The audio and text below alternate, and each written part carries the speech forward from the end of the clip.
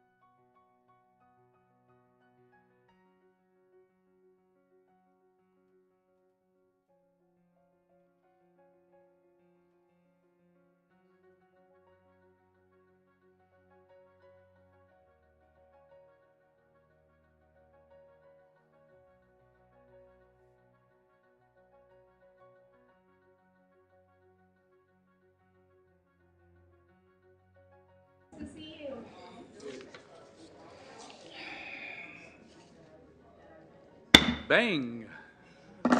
Starts the meeting to open session to hear public comments before closed session. And I'll do it again because this second time is a winner, right? This is beginning the open session to hear public comment before closed session. May we have a roll call? Councilmember Rabana is absent. Vice Mayor Jimenez. Presente. Councilmember McLaughlin. Here. Councilmember Robinson. Here. Councilmember Willis is absent. Councilmember Zepeda. Here. And Mayor Martinez. Here. Okay. During closed session, the council will discuss the following items. Item C1, conference with legal counsel, existing litigation, Winehaven versus City of Richmond, Giddyville Rancheria of California et al. Versus United States of America et al., and North Coast Rivers Alliance et al., Point Melody Alliance et al. Versus City of Richmond. Under item C2, conference with legal counsel, anticipated litigation, there is one case. Item C3, public employee performance evaluation, title City Attorney.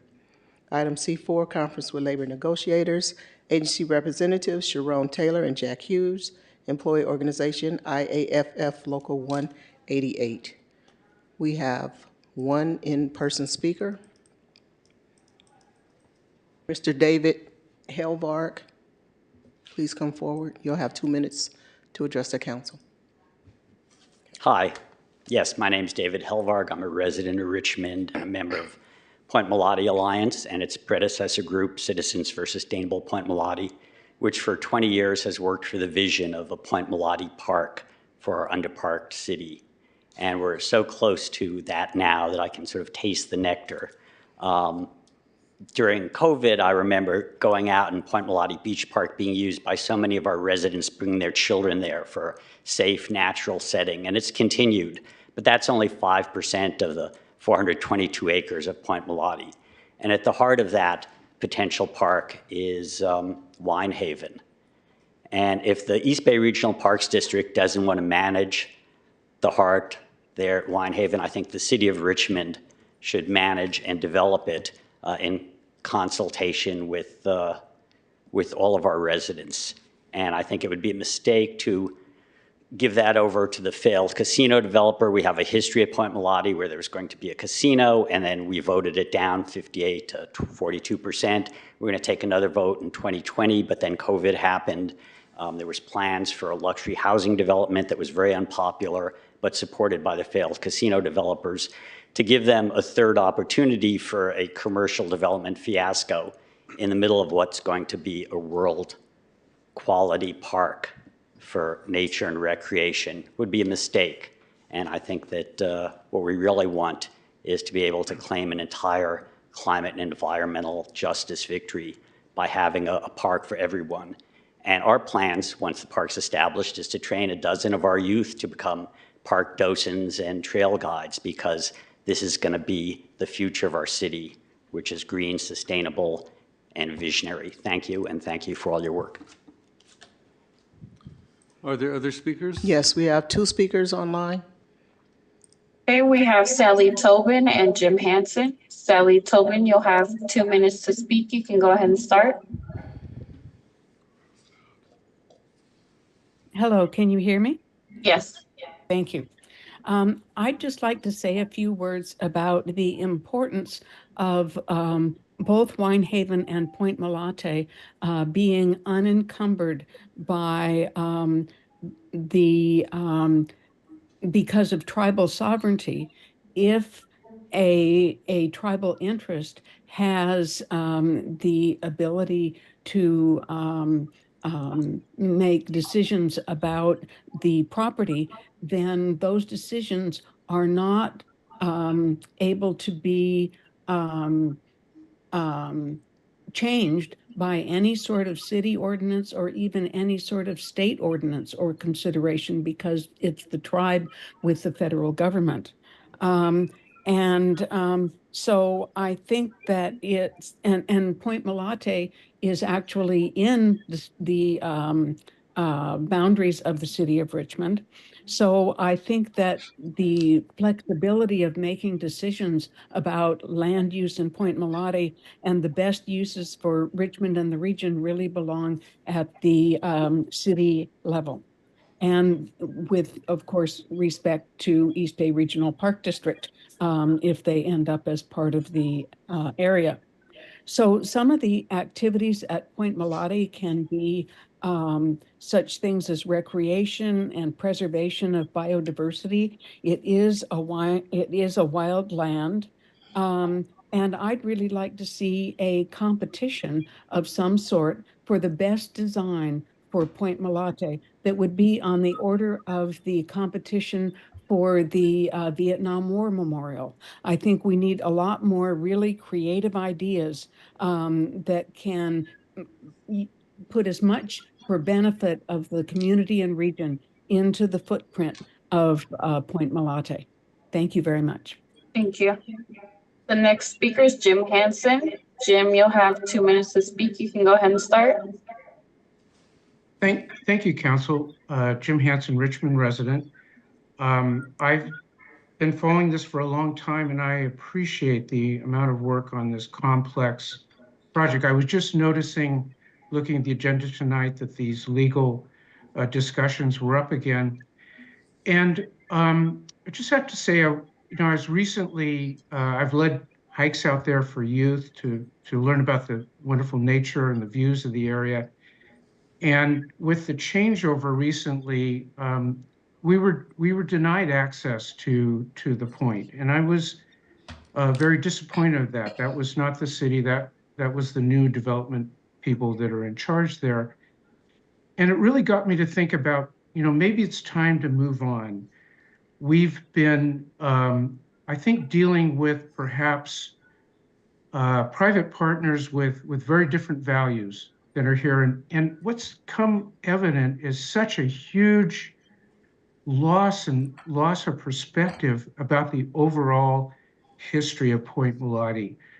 Why aren't we looking at the entire history there, a more inclusive history that not only allows our folks to walk on the property and be there, but to experience what was originally the Ohlone tribal lands, what became part of the business of the Chinese who were trying to make a living here, that was a place of refuge for the many workers during World War II, all of which has unfortunately been overbalanced by the wine haven, which is certainly a part of it. So I hope we can move on to a new direction with new partners that are more inclusive and have our vision and values in mind. Thank you very much.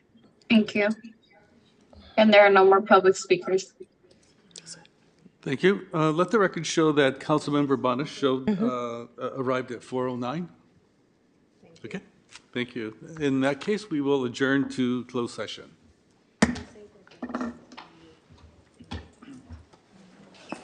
Got a haircut. Yeah, I also did a little different. It looks nice.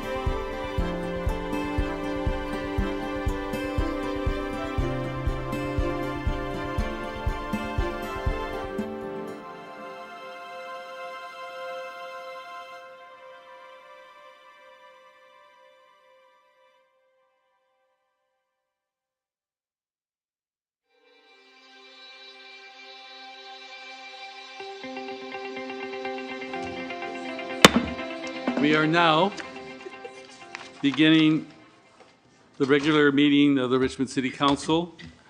Let's have the Pledge of Allegiance. I pledge allegiance to the flag of the United States of America and to the republic for which it stands, one nation, under God, indivisible, with liberty and justice for all.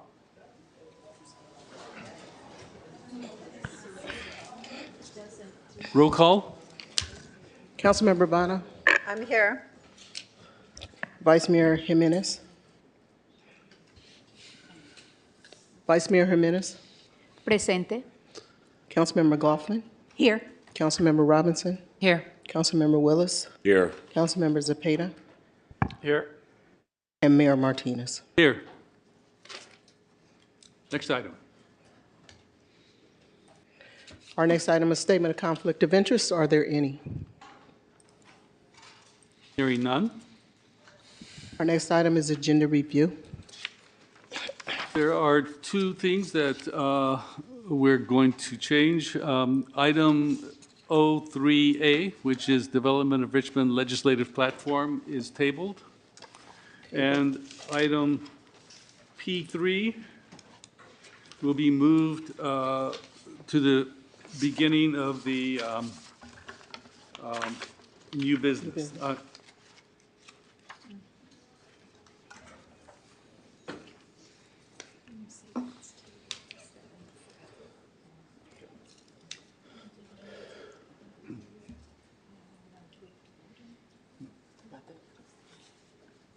Okay.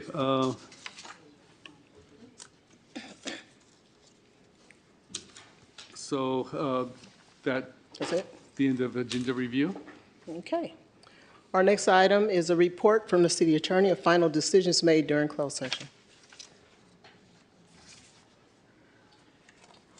Yes, members of the council. In closed session, the items we discussed, item C1, which is first listed, which is the Winehaven litigation, Giddyville, North Coast Rivers. We gave a status report on those matters. There was no reportable action taken. C2 was conference or anticipated litigation in one case. There was a status report, no reportable action was taken. Item 4, it was the evaluation of the city attorney. It ran out of time. That was not conducted. And then on labor negotiations, we gave a report on an employee matter, and direction was given to the city negotiators. And that's the closed session report. Thank you. Okay, our next item is a report from the city manager. Good evening, Mayor Martinez and members of the City Council. Shasa Curl, Richmond City Manager. KCRT, can you please pull up the slide deck?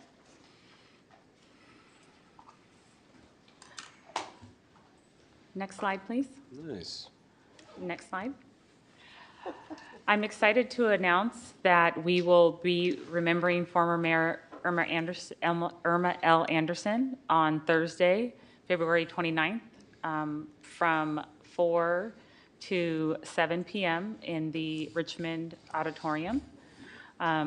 We're excited to host this celebration on behalf of the City of Richmond to commemorate former Mayor Anderson in honor of one of our Black History Month celebrations, and want to thank the City Council for enabling us to do so. Next slide. One of the items in the City Council packet this week was a highlight of our 2023 accomplishments. There's many activities that took place this year, and one of the things that we're most proud of is our continued commitment to affordable housing. So Hacienda Heights was completed, Nevin Plaza is under renovation, and we obtained funding for Metro Walk Phase 2. We also did well through community partnerships and with great efforts of all staff in reducing homicides. We're extremely proud to announce that Moxion moved to the Richmond Port and is estimated to bring 1,100 new green blue jobs to our community. We, for the first time that I'm aware of, completed a classification and compensation study for the entire organization.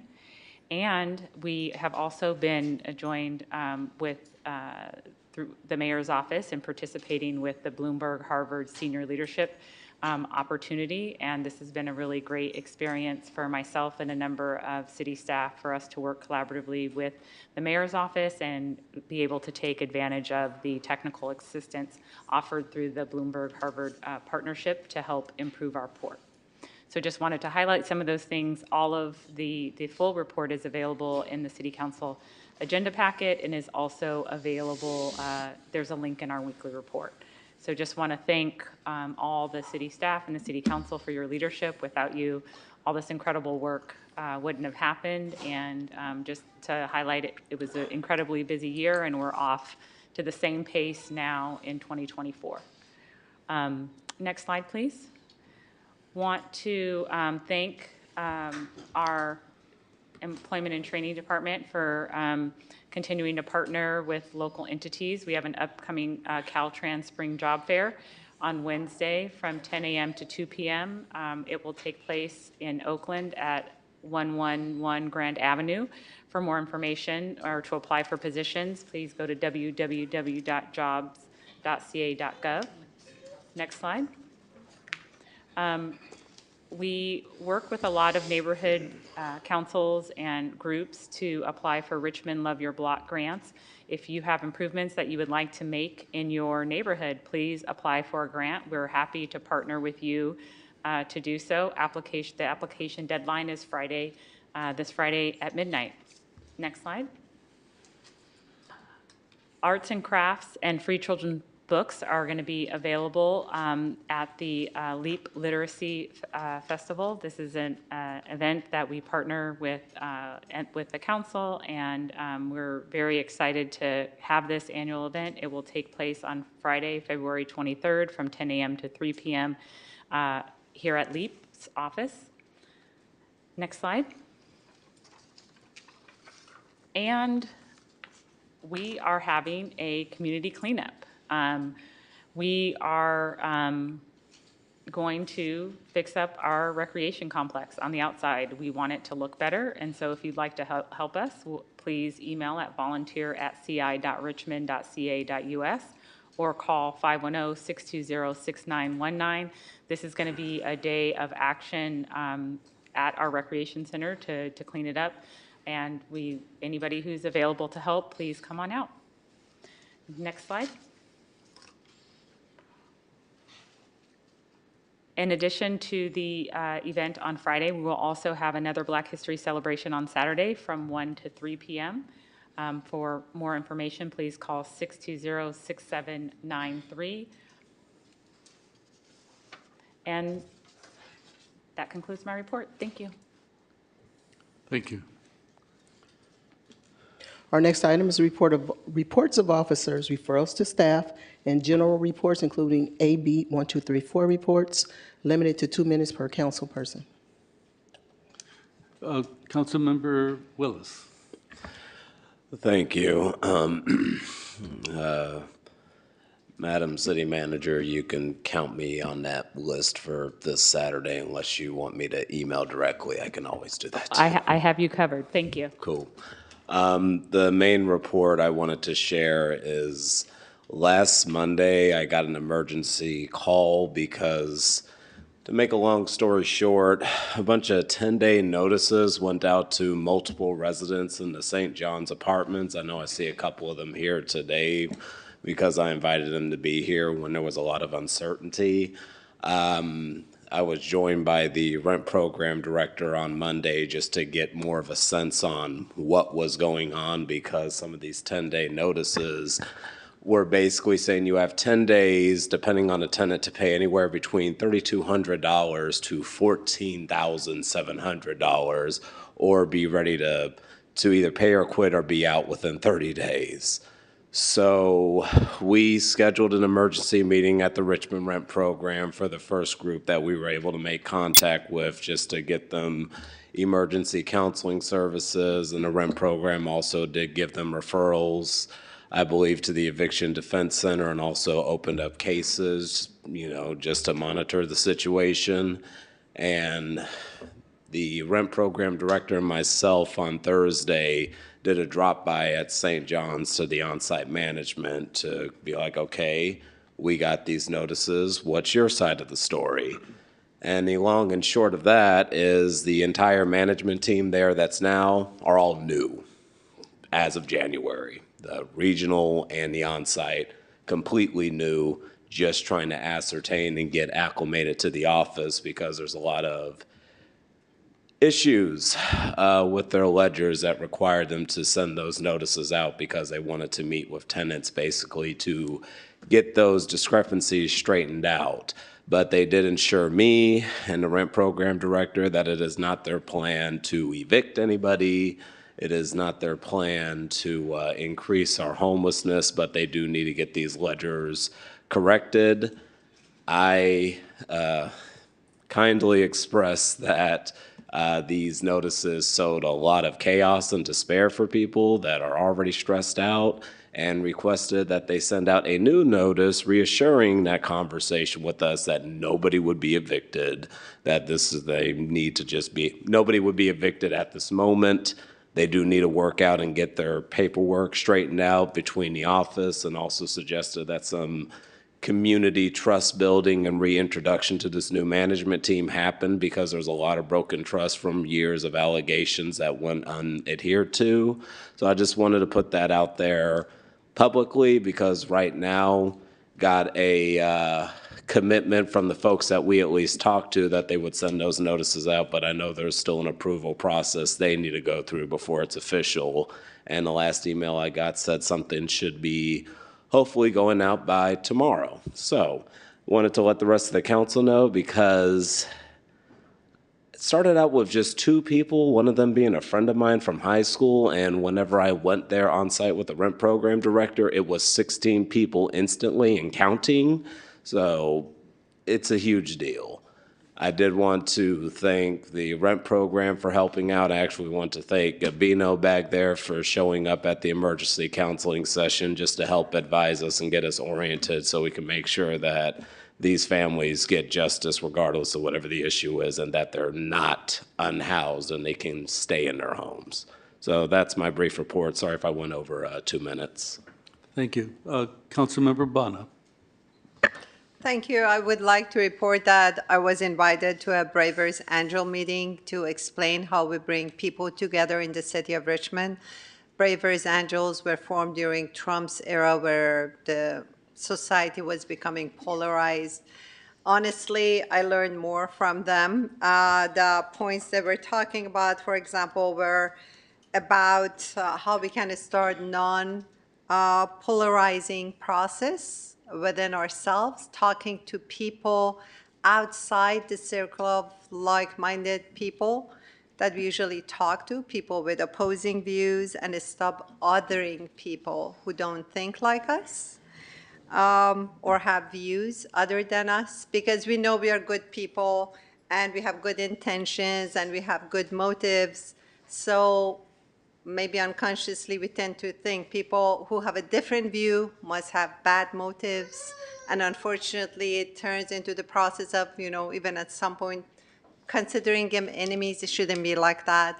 We all should come together, especially in the great city of Richmond. I just wanted to share it because I thought it was a very good meeting, and I admire what Braver Angels are doing. Thank you. Yes, Councilmember Cepeda. Thank you, Mr. Mayor. Wanted to just say that myself, the mayor, and Councilmember Sohelia Urbana, we attended Ms. Anderson's memorial this past week. It was a really great memorial. The church was packed. So just want to recognize that. I know we have another public memorial coming up this Friday, so hopefully more people can join us, but she really left a great legacy out there. Also, last week, the mayor, the city manager, and a few other staff members, we traveled to Concord to look at Glideways. Is a company that is interested in coming to Richmond. And the good thing about them, other than their green tech, They will also be bringing with them about 20 to 30 jobs and a potential of doubling that in the next couple of years. So that's in partnership. Hopefully we'll be able to bring them in, and that is new jobs for Richmond. I also want to say congratulations to the Chamber of Commerce. They just celebrated their 100th year anniversary. So congrats to them.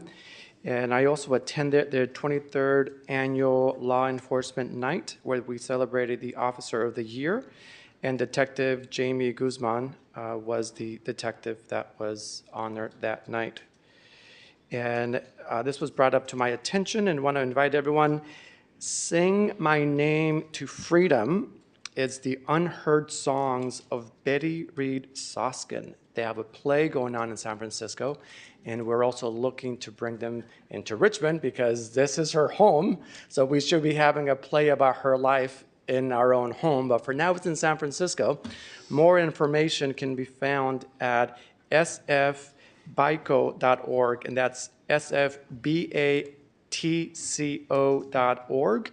But stay tuned as there's a couple of individuals looking to bring that play into Richmond, so you can know and hear the beautiful unsung songs by Betty Reed Soskin. So that is it for my time. Thank you. Vice Mayor Jimenez. Thank you. I just wanted to say that we had been meeting with the 23rd merchants, and we have a really great meeting last week. Thank you, Council Member Cepeda, for being part of that. Thank you, City Manager, and all the departments that were involved. I think we had been working hard to support them and some of their concerns to have some real solution. It takes time, but we are making good strides on that. And I just wanted to shout out at these small businesses in 23rd, a restaurant. It's called the Bahía de Jiquilisco. It's a Salvadorian place, and is owned by Melissa, who is a Salvadorian woman. Every Friday, Saturday, and Sunday, there is karaoke. And I attended the karaoke this weekend, and I was able to sing. It was really fun to see the community there, and it's a business that is happening, and I just wanted to say thank you. And I just see a lot of SOS folks in the crowd tonight. Thank you so much for all your work. We will be listening to what you had to say, but I just wanted to say thank you for being here tonight and listening to us, and we will listen to you. Thank you. And I would like to give a shout out to our Tibetan community who had their Losar celebration this Saturday. So Losar Tashik Dilek. And with that, if there are no other speakers, we'll move on to the next item.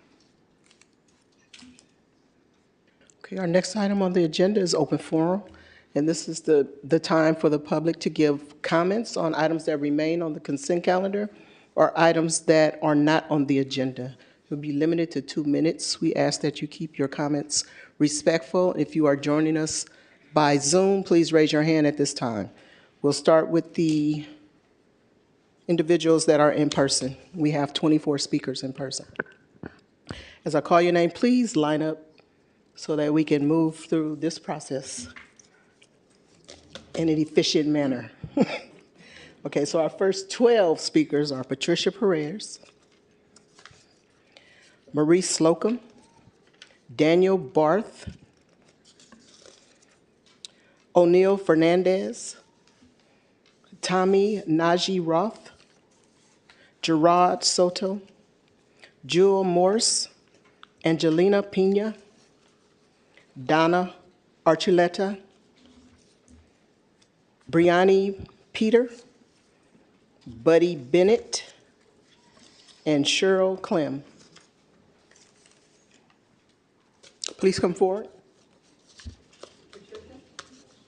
Patricia Perez is first. Then she gotta press that button. No.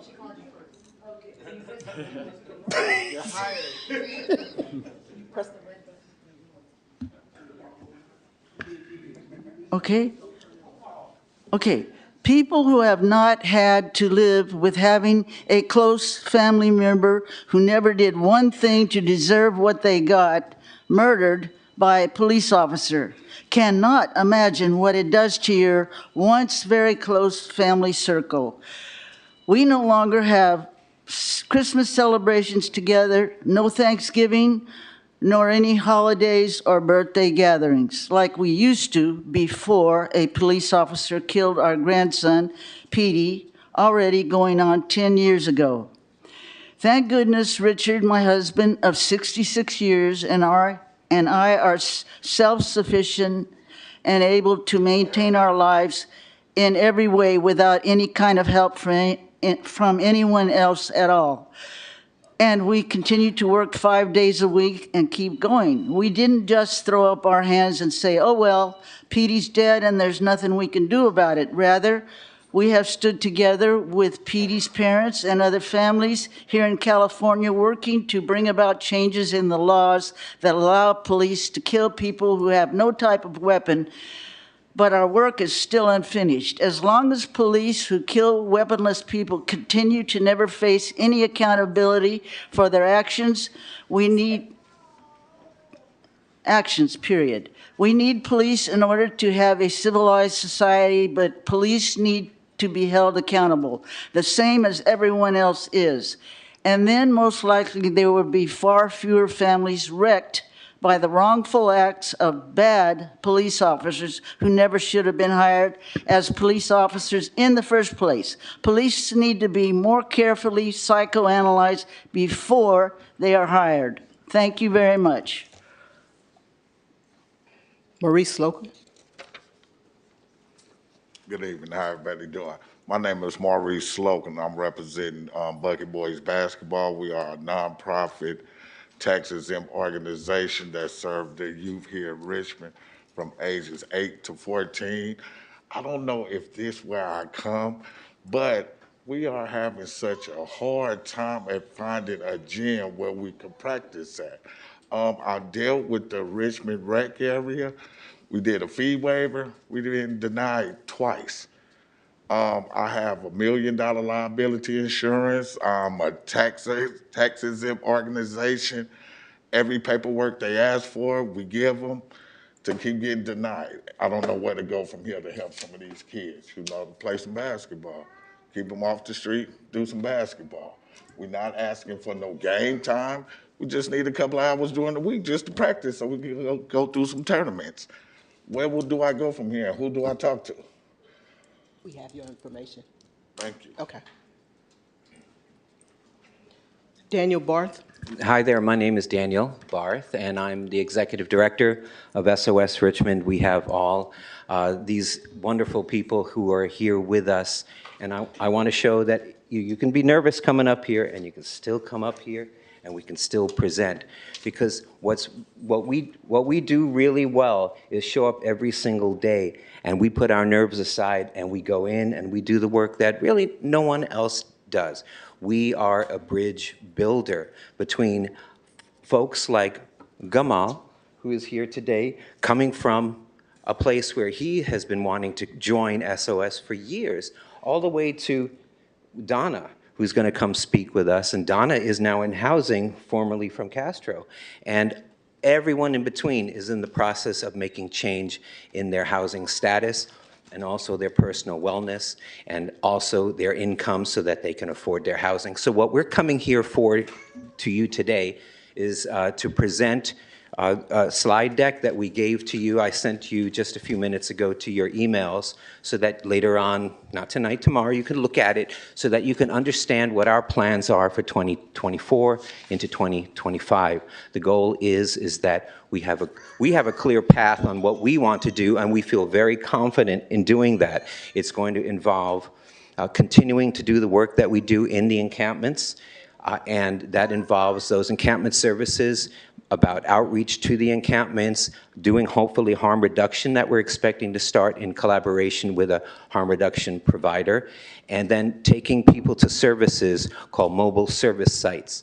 And this tent to home process starts there because we get folks out of the encampments and coming to resources that can avail of opportunities for them. And during that process, we get them hopefully to a wellness center that we're planning to open on March the 11th at the SOS Yard. And from that, we will have a 90-day job readiness program that we're going to launch in that month of March. And we hoped that you look at the slide deck and decide that you can continue funds for us into the rest of this fiscal year and into the next fiscal year. And now I present the team. Thank you. O'Neill Fernandez. How's everybody doing tonight? I know most of you've heard my story a million times, but it was really cool sitting up here, not just all the staff, but being able to see some of the residents from the encampments that showed up to support us, that don't work with us, that took some of our service. So I just wanted to recognize that family back there. That was cool. Right on, Anna. You know, to see that they're here to support us as well, you know. One of the things I really want to put out, we're starting this 90-day program, and we've been really putting ourselves forward with this workforce and getting people to work. Some have got into Richmond Works. A couple of the participants through Richmond Works. We just had a gentleman get hired into a security program. So some of it's great, but a lot of the people we're working with, they need those soft skills. You know, a lot of us had that, we went to school, we got out of school, we got trained on certain things. We need to teach them. We have people that have been living in encampments for 20 plus years. The soft skills of having employment is not normal for them. It's something we need to build. We need to show them. So we want to launch this 90-day program. And what's really cool is we have our first mentor who will speak, and we also have two of our first participants in the cohort here that are going to speak today. But we need to teach them how to do that, giving them work as well as getting them some literature behind that, so that they would know how to balance a check, how to pay rent, how to do these little things, how to get some personal gain. So that way in our 90 days, we're able to now look at other opportunities. There's a job for everybody. We just have to get them in tune. So a lot of the times when we're approaching the Richmond Works and other organizations, they want to put them onto a 40-hour week. I would rather let's build so you can have the knowledge. So when we hit that 40 hours a week, you're ready for that.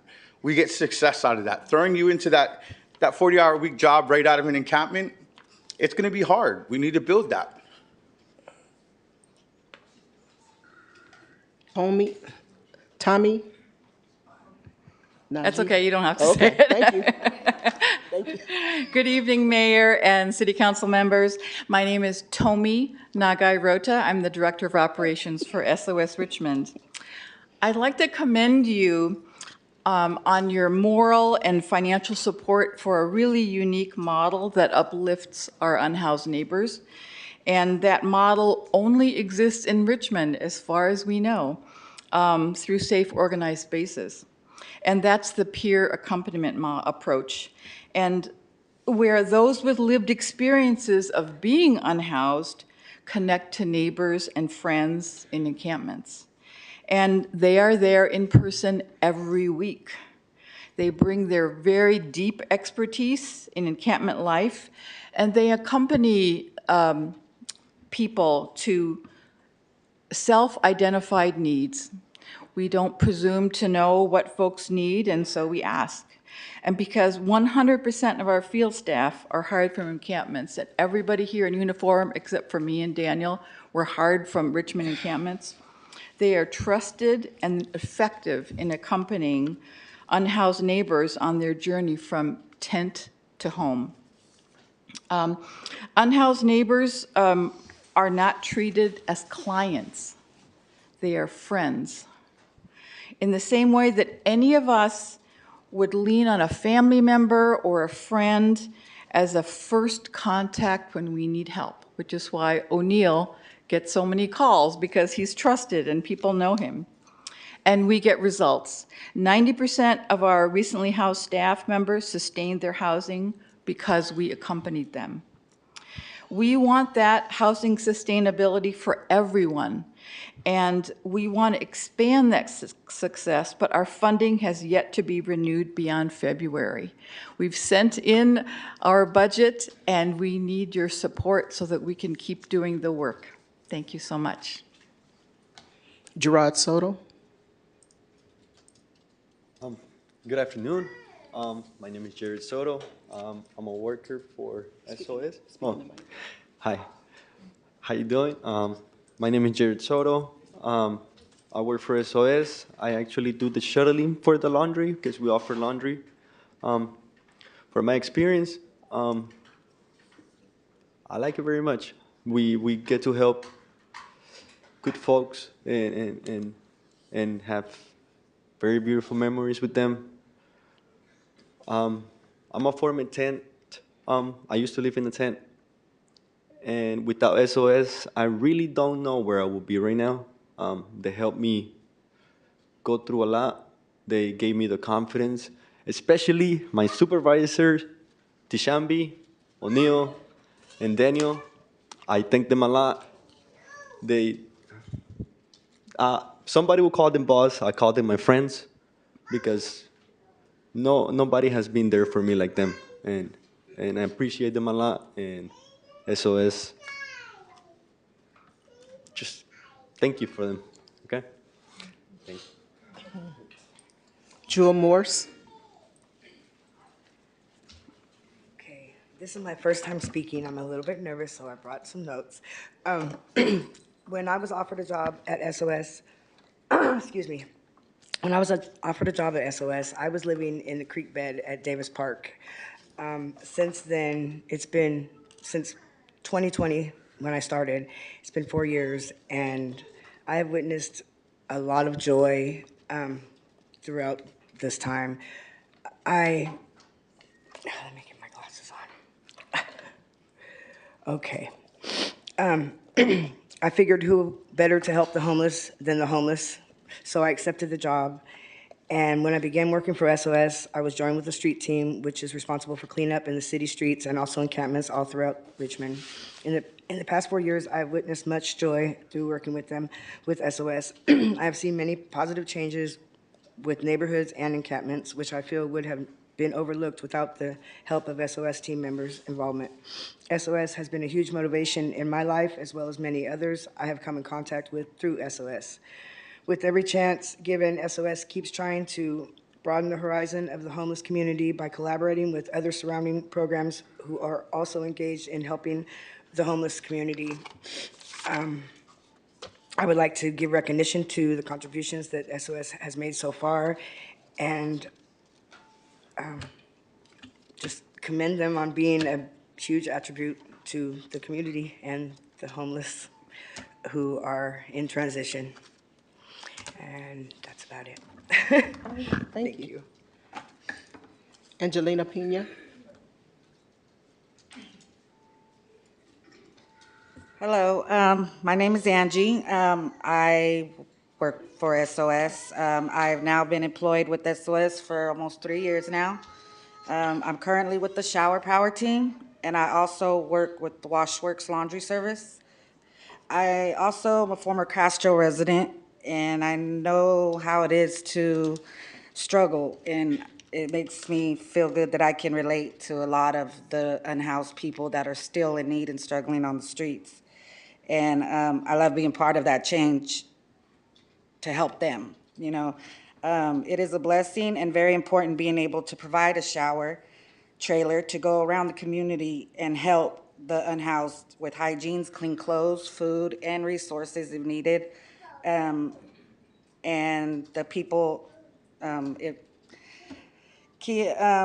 also keeping up with the hygiene helps prevent with spreading diseases and illnesses, you know. I'm also privileged to help others make great changes in their life, and people deserve to have a fresh new start with life and with their day. It starts with, sometimes it just starts with a hot shower to help motivate huge changes. So I'm thankful for SOS. Donna Archuleta? Hello. Um, come on now. The city of Richmond would be at a deprivation if SOS was no longer here. I lived at Castro Camperland, and when the public started to incorporate themselves into our lives, SOS was the first on the scene, taking out the garbage, and continued through the duration of us living there. They are the ones who moved everybody out of Castro Camperland. They are the ones who got the restrooms in. They're the ones who got the showers in for all of us that lived there. They are still the ones picking up garbage up from several homeless camps. They are still taking the showers out 4 times a week to different locations for the people. They are still picking up people 4 times a week to do the laundry.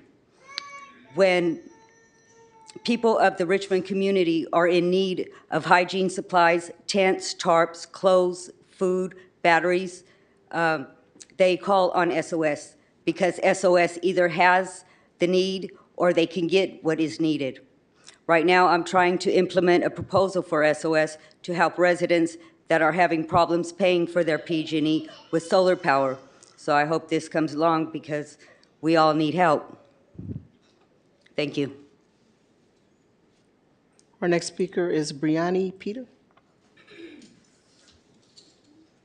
Good evening, everyone. I'm SOS's success story. I was part of Camperland as well, and I'm also the only girl on the trash team. So I'm the only girl that's out picking up trash after everybody, the only girl that got to touch all that icky stuff, all the stuff, the only girl. Those are all my brothers. They were saying friends and stuff. Those are not my friends. Those are my brothers, and we look out for each other. Daniel is like the best person that kind of happened to me in a long time.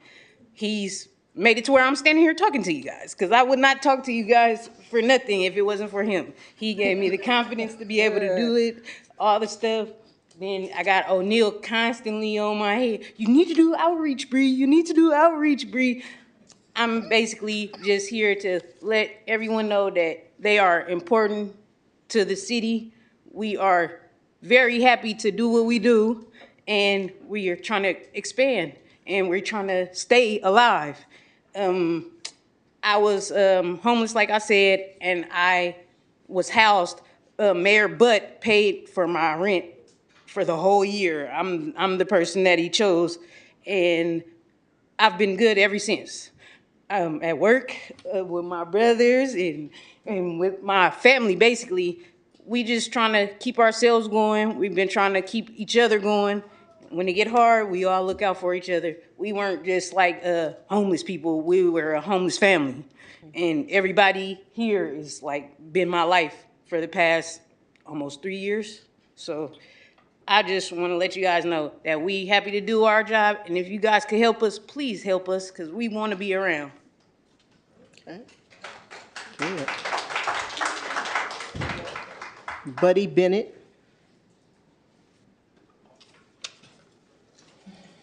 Hello, Mayor, council members. My name is Buddy Bennett. I've been employed with SOS for over 3 years now, and I just want to comment on how much they've helped me turn my life around, because I was living actually in a cardboard dumpster area for like 3.5, 4 years behind a gas station.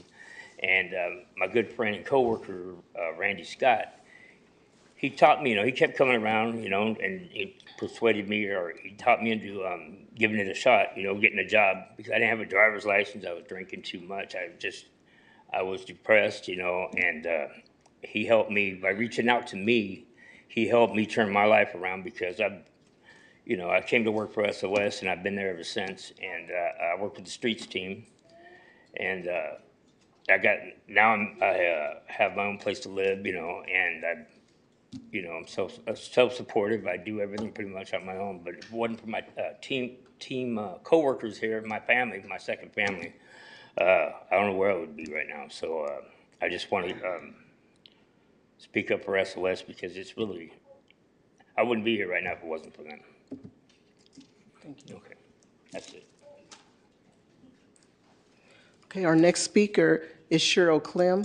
And will the following individuals please come forward? Gamal Palmer, Tashambi Perkins, Layla Williams, Herman Martinez, Bernard Washington, Moses Barreras, Karen Garcia, Carol Evans, Jasmine Hubbard, Lejan Reese, Keisha Gallen, and Mark Wasberg. Cheryl Glim. Hi, I'm Cheryl. I am the newest member, I believe, of SOS. I am the bilingual outreach worker. And I don't know, it's kind of hard to brincar, you know, the defense of you guys over there and us over here. It's like a story what you hear from us. Es como algo que no puede uno imaginar. You know, it's like, oh, dang, you lived in a cardboard box. And when you're there in that place, there's no hope. Nobody, you don't relate. You're alien to the whole world. That guy right there and that guy right there, they have a vibe that you cannot resist. It makes you feel good. It makes you want to have somebody believe when you can't believe. And sí, cuando tú no puedes ver, eso es, you know? That's SOS, you know? And we're trying to reach the Hispanic community too because they're very proud. Their orgullo no le dejan que lo ayude, you know? And it's not easy to bring people, you know, when they don't feel comfortable with the person that is trying to give them some help. And that's what they do, man. They make us believe. They help us believe in ourselves. And you know what? I'm proud to call myself an SOS member. And I hope that you guys will keep us going. Gamal Palmer. Good evening. My name is Gamal Palmer, and I'm currently homeless. I've been watching SOS for the last few years and the impact that they've had on the homeless population, and it's been real good. You have CORE that works from like 8 to 4 or 8 to 5 addressing homeless issues, but homeless issues is a 24-hour thing. And where SOS has came into play at is that they have been there in those hours, like after 5, 6, you know, if you needed a tent or you needed some covers or whatever you needed, because it's hard out there, they made it happen. And I'm trying to get involved in this program that they're trying to launch, this 90-day program. I've been homeless for 10 years. I haven't been working really for 10 years. So I couldn't go to a 40-hour-a-week job. Realistically, I have to work my way into it. So I'm looking forward to working with them, and I hope that you guys grant them the money. Thank you. Tashambi Perkins. I'm Sean Perkins from SOS. As Gamal was saying, homelessness is a 24-hour thing, and if anyone calls me, I come out there to help them, no matter what, because I'm part of SOS. And I feel that we are, by us having our feet on the ground, helping the people, and we've got the trust of the residents in the homeless camps, we help them. And that's what we're all about, is helping them improve and to send messages to you guys from the homeless camps to help them is what we do. Thank you. Layla Williams. Hi, my name is Layla Williams. I've been a part of SOS for about a year and a half. I was unhoused before living in my vehicle, and thanks to SOS, I'm standing here. And I think that SOS is a vital link in the community. We keep everybody connected from the housed to the unhoused to the different organizations that also help the unhoused. And like pretty much I think we've all said is we're a family, and we're out there and we treat people like they're our family, even if, you know, we don't know them. And because we all really care, we're all coming from a bad place and trying to, you know, support others that are in a bad place to hopefully housing or wherever it is that they need to go. And that's kind of what our wellness center hopefully is going to be doing is it's one more link to keep people moving forward in life comfortably. And thank you. Herman Martinez. I'm Herman Martinez, and I'm the one of the safety ambassador. You know, be opening and closing the wellness center. You know, hopefully, about approximately maybe 80 people we just start. You know, but let me tell you about me and Daniel's relationship is a little different than everybody else's. I've been knowing Daniel for years. It's like it was just him and his kids. Just I never met someone with so much ambition, so much and we're pretty much living his dream. You know what I mean? We're his dream. Like that's why we're so close. You know what I mean? And majority of us came from Castro residents. You know what I mean? And we all you know what I mean? We got real close together. You know what I mean? And we were in there together. We got out of it together. You know what I mean? So we just want to just keep it going. Just with your guys' help, they done a lot for me. Damn, see me go up and down, And I used to be with SOS. I left and then I came back. But no matter whether I was SOS or not, they always stuck by my side. You know what I mean? I always had something to fall back on, or if I just needed a place to just come and feel comfortable. You know what I mean? Where I didn't feel like my head was messing with me and stuff like that. Because I had a scare in Castro like about 2 years ago. I got stabbed.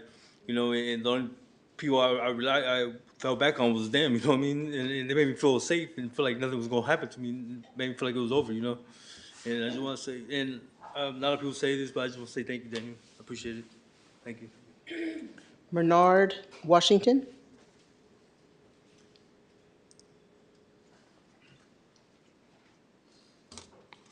Hello. My name is Manal Washington. I am part of the Castro residents of the homeless program, and I've been with SOS now going on 3 years.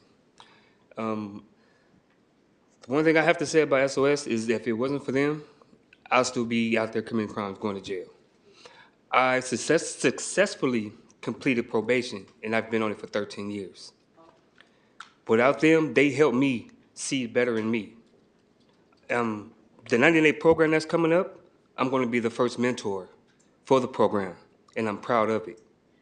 I'm thankful for them giving me the opportunity to be this mentor for these young men and whoever else is going to be there. And I pray to God that we can continue to keep this program going so we can help more youth get off these streets and out of these jails and back to their families. Thank you. All right. Moses Barreras.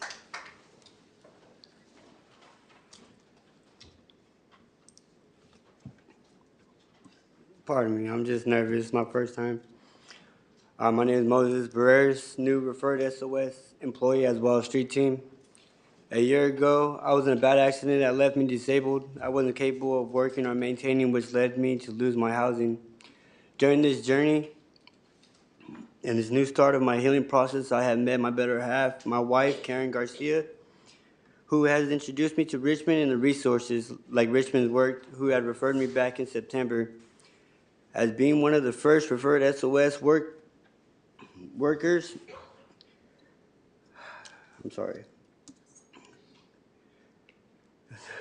As being one of the first referred SOS workers to a 90-day program who has helped me not only better myself, not only as a person, but as well give back to people who are in similar struggles and life situations. Me coming from the homeless shelters and the homeless assistance, I've grown to appreciate the little things in life and what life has to provide for me. SOS has not only motivated me to keep finding more work opportunities, but as well grow as related through struggles, crew, and team. If it wasn't for my wife and SOS, I would be lost and not knowing what to do with my life and my life choices and what my actions will get me. I really do appreciate SOS and what it has done for me. Thank you. All right. Karen Garcia.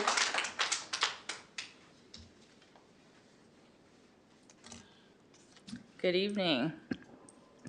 My name is Karen Garcia, and I actually served on the North Richmond Municipal Advisory Council. So unfortunately, COVID changed my whole life, and I struggled like I never struggled before, and it led me to not be as community as I liked. So tonight feels really refreshing. I haven't been in here in years, so it's really nice to see everybody, some new faces I haven't seen. But in reference to SOS, I'm not an employee, but I'm wearing this because immediately I was adopted in and told I was family. So from there and hearing everybody's testimony and hearing it firsthand, all I knew was the resources I could offer Moses, my better half, and he told me about SOS, and I guess it's something that started after I stopped serving. So it's really impactful to me to see how much of a purpose and energy that Richmond brings to have commissions to help who need help the most, in my opinion, because of their inability to go work a 40-hour job with someone that hasn't had the struggles that this family knows all too well. So if whatever we need to do, if we need to be present at future meetings to be able to keep funding going, please inform us. They have my vote, they have my voice and my support, and I hope they have yours as well. Thank you. Carol Evans.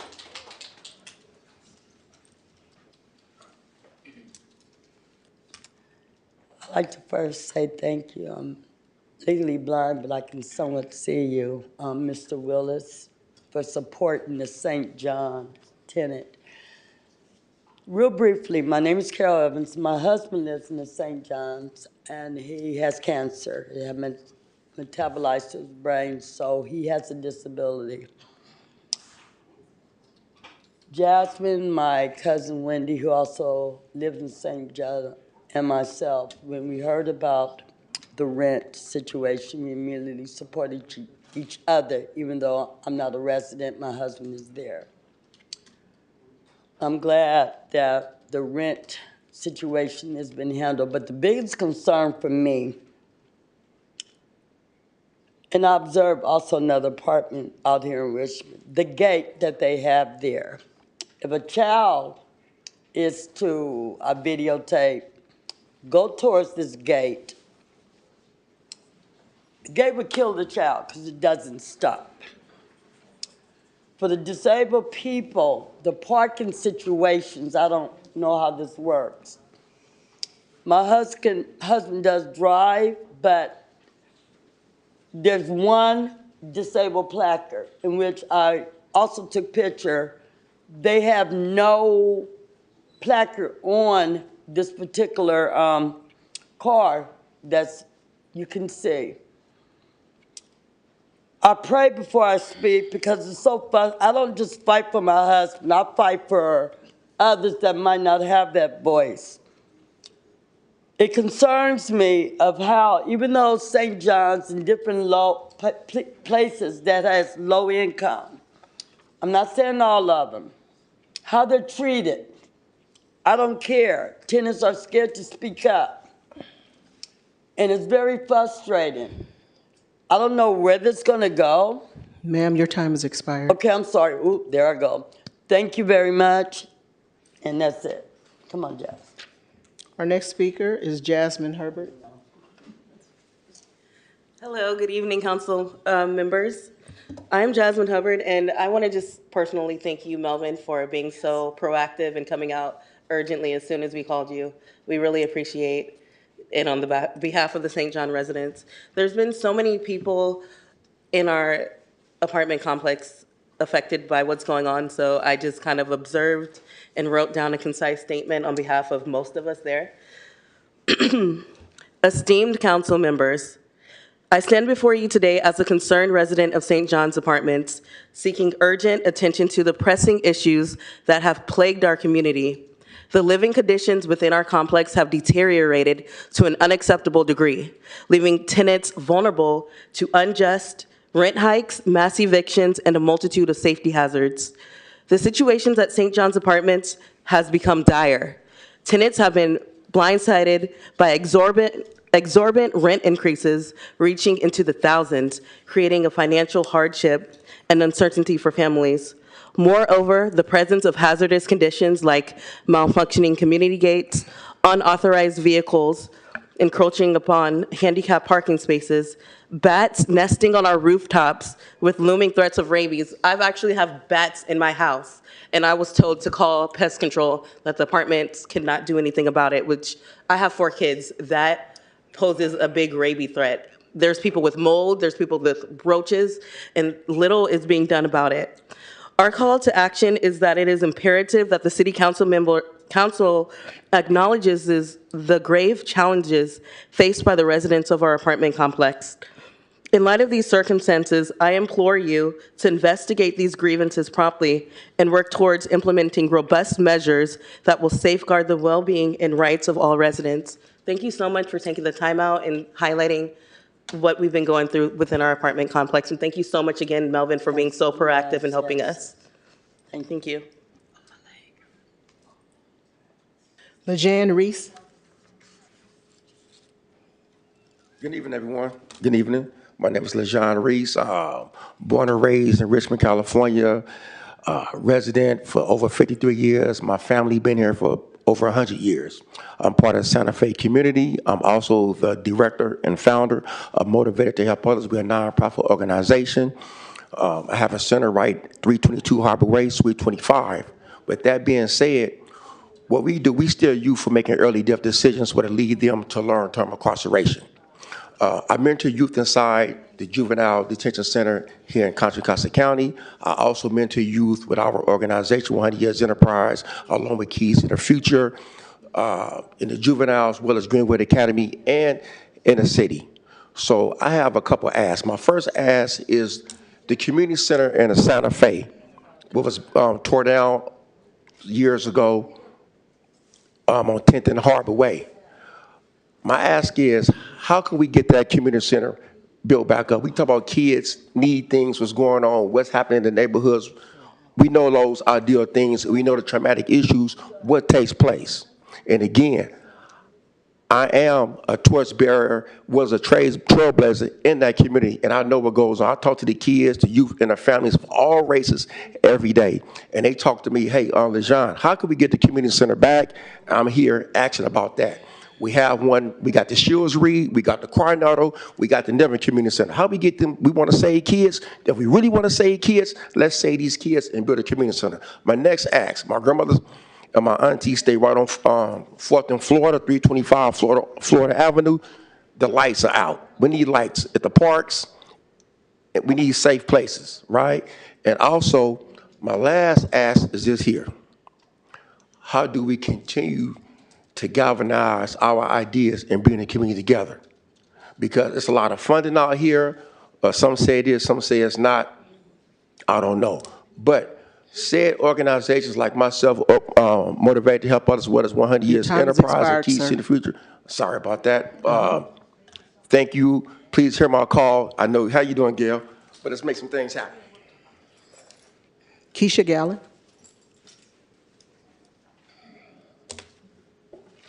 Good evening, everyone. I actually wasn't prepared to speak tonight, but my concern is I was born and raised in Richmond. I had family members that actually died on the streets of Richmond. When my brother was murdered in Richmond, there was no one to actually help with the girls. So I actually started a nonprofit organization, Keys to the Future, which actually helps young girls that's been impacted by gun violence, because it's not a lot of organizations out there that actually helps people like us. And my concern is when I send emails for the mayoral office to come out, we don't get the support that we need. Sometimes people that's been impacted by gun violence actually need for city officials to come and show up to actually show that they care. I'm also the local lead for Moms Demand Action. And we advocate gun laws. So I guess my concern is just whenever an email is sent, respond to the community. Or if there's an event and you're invited to it, try to show up. And if you can't, send the email back letting us know that you're not going to be able to show up, because these kids need to know that it's people out there that cares, because I don't get any funding. I received $5,000 that I still have yet to receive from the city of Richmond. Everything is out of pocket fundraising or donations to actually make a change in these kids' lives.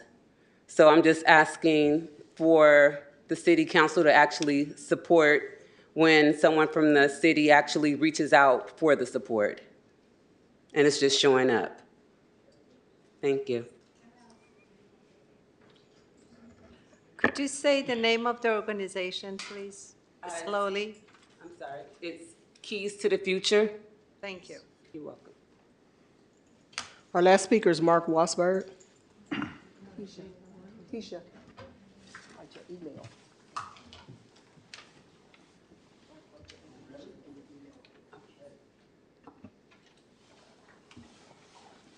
You ready to go? I'm ready for you. Richmond Ride Bicycle Shop was burglarized. They opened the front door with the key, turned off the camera, and stole $10,000 worth of parts. Sounds like an inside job to me. Through Tom Butt's e-form, Urban Till is laundering taxpayers' money to pay for the building, which is illegal. You cannot use taxpayers' money to give to a nonprofit so they could buy property so they could make a profit. Dora's boyfriend, manages the bike shop. So like I say, any good prosecutor, any good investigator will have a field day with this. And Doria is an accessory to the crime because she is laundering her money through Urban Tilt to buy the bicycle shop through Tom Butt's e-form. That's real interesting, and the RPA has their nose in the whole darn thing. Now, Sophia, you mentioned Trump. I want more information on this Trump thing. Now, I don't know if you try to tell people you're against Trump or you're for Trump, but the bottom line is he's going to be president whether you like it or not. So you might as well get used to it. I'm going to quote Joe Biden. According to all you black people in the United States, if you do not vote for Joe Biden, you ain't black. That's the most racist thing I ever heard in my entire life. And Gloria, you better have one heck of a good lawyer, because when they find out your Urban Tilt is laundering money, you're going to be in big trouble. Okay, we have two speakers online. Okay, I have Debbie Bayer and Eli Moore. Debbie Bayer, you'll have 2 minutes to speak. You can go ahead and start. Thank you. This is Debbie Bayer, and can you hear me? Yes. Okay. I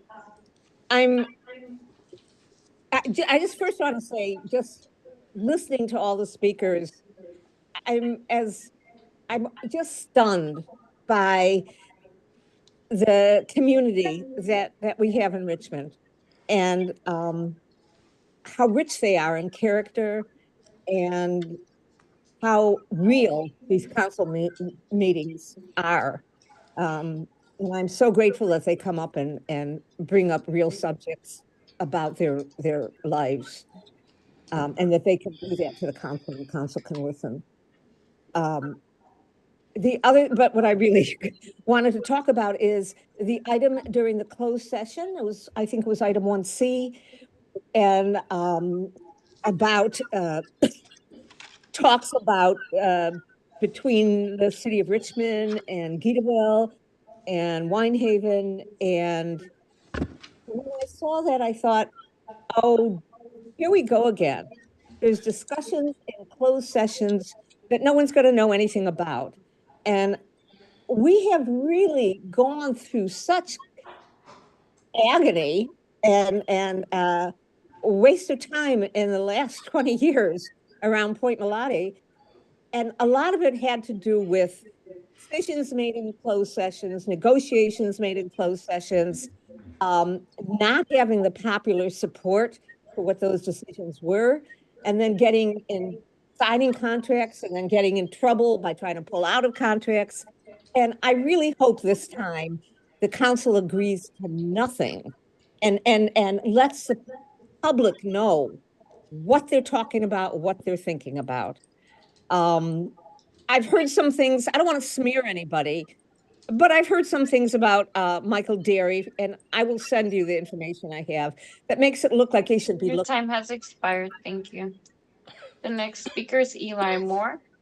Eli, you'll have 2 minutes to speak. You can go ahead and start. Good evening, council, community, mayor, staff. I'm calling because apparently the president of the Richmond Police Officers Association continues to go around claiming that the city defunded the Richmond police. And I think this is really toxic and counterproductive, and it's just not facts. I mean, that the new contract that the city approved with the police gave them a 20% raise. I know a lot of people who would like to get defunded if defunded means you get a 20% raise. And if we follow this type of leadership, what happens with all the other needs in the community? What happens with the rec center? What happens with the community centers? What happens with the streets? I mean, there's so many needs in the community to go around and continue trying to prioritize more and more resources towards the police after that kind of investment has already been made, which was asked for by the chief, which was asked for by the union, which the council did a study finding that yes, the rates for officers in the region reflected that type of raise, and the council approved that type of raise. That's all very smart. That's smart policy. So let's try and stop being so sensational and counterproductive and actually just try and solve problems in the community and meet community where they're at. Thank you. Thank you. And there are no more public speakers. Thank you. Next item. Our next item is the approval of the consent calendar. And as a reminder, item 03A, which is the development of Richmond legislative platform, has been tabled. So that item will not be included in this vote. Roll call. We need a motion. Motion to approve the consent calendar. I second it. Willis and then Bonner. Councilmember Bonner. Yes. Vice Mayor Jimenez. Yes. Councilmember McLaughlin. Yes. Councilmember Robinson. Yes. Councilmember Willis. Yes. Councilmember Zepeda. Yes. And Mayor Martinez. Yes. The vote is unanimous. Our next item is item P3, and that is to receive a presentation from Sophie Hahn of City of Berkeley and Berkeley Health Department on the regional impacts of a hospital closure.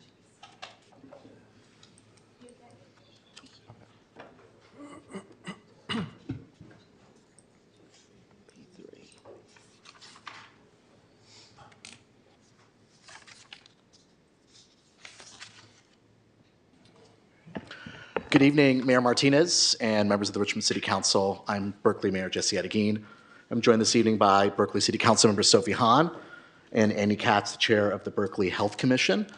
And we're here tonight to present on the findings of a study commissioned by UC Berkeley on the impacts of the closure of Alta Bates Hospital, not just on emergency and healthcare access in the city of Berkeley, but the broader I-80 corridor, East Bay region.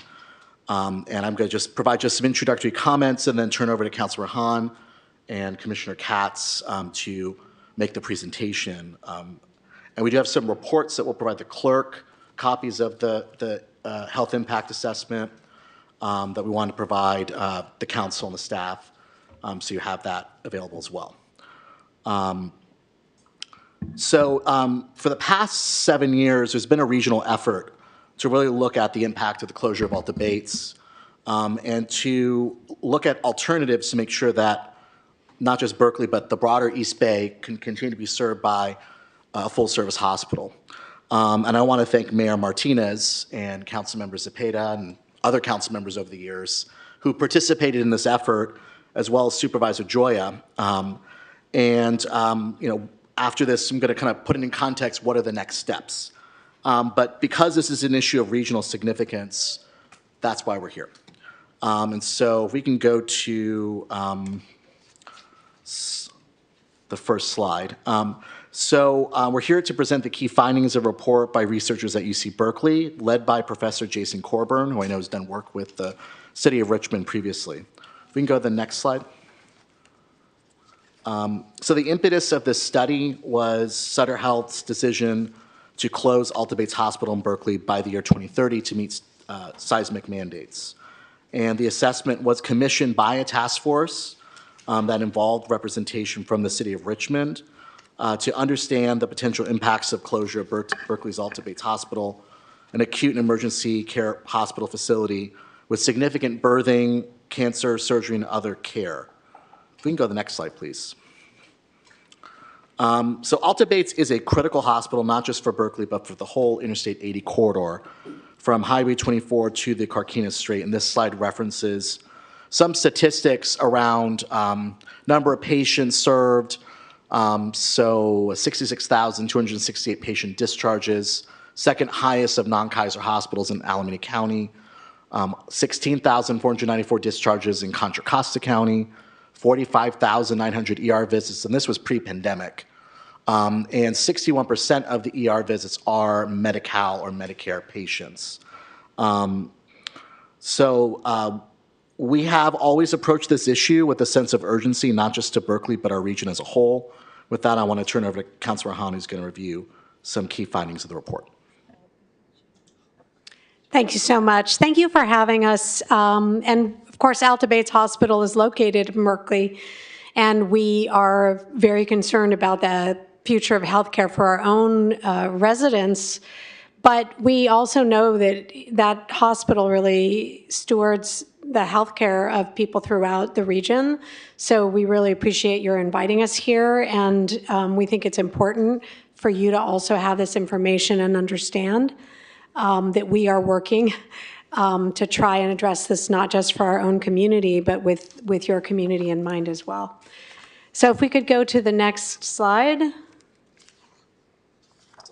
Oh, the next one. So impacts on emergency department access. Alta Bates has one of the highest volume emergency departments in the East Bay. In 2017, they had over 50,000 emergency department visits. In the same year, the Alta Bates ED was operating at 6,424 visits above the capacity recommended by the American College of Emergency Physicians. So at a time when we actually need to increase emergency department capacity, closure will reduce the entire region's capacity, leading to longer travel and wait times for emergency care. Berkeley and neighboring jurisdictions have a limited number of ambulances. Closure of Alta Bates will result in ambulances having to travel farther to transport patients. The additional time will reduce overall response times, and we also know there's long wait times in emergency rooms, so the ambulances are tied up not just while they're driving, but while they're waiting to transfer the patient from the ambulance to the care of the hospital. And so you can have ambulances tied up for half a day, a whole day just with a single transport. And that gets worse when you have crowded ERs. Next slide. So impacts on vulnerable populations. A majority of patients at Alta Bates are people of color, and 41% are uninsured or Medi-Cal recipients. 23% are over 60, and 11% have a disability. Closure will result in interruption of service to these groups who will have more difficult time accessing healthcare elsewhere as well. We know that America is woefully behind other wealthy countries when it comes to maternal care, but Alta Bates has some of the best health outcomes for birthing, and it is the birthplace of the East Bay. Closure of the hospital will result in higher maternal morbidity especially for women of color. In Berkeley, we have an aging population. I'm guessing it's similar here as well, with 20% of the city expected to be 65 or older by the end of the decade. Closure of Alta Bates would reduce the number of acute care beds that are needed to meet the Bay Area's increasing number of hospitalized elders, impacting access to critical treatment. So we have seen a rise in the past decade in the number of in the number of patients coming in due to a mental health emergency. Nationwide, there was a 44% increase in emergency department visits due to a mental health or substance abuse issue between 2006 and 2014. And in 2016, 4% of emergency department patients were transferred to psychiatric care.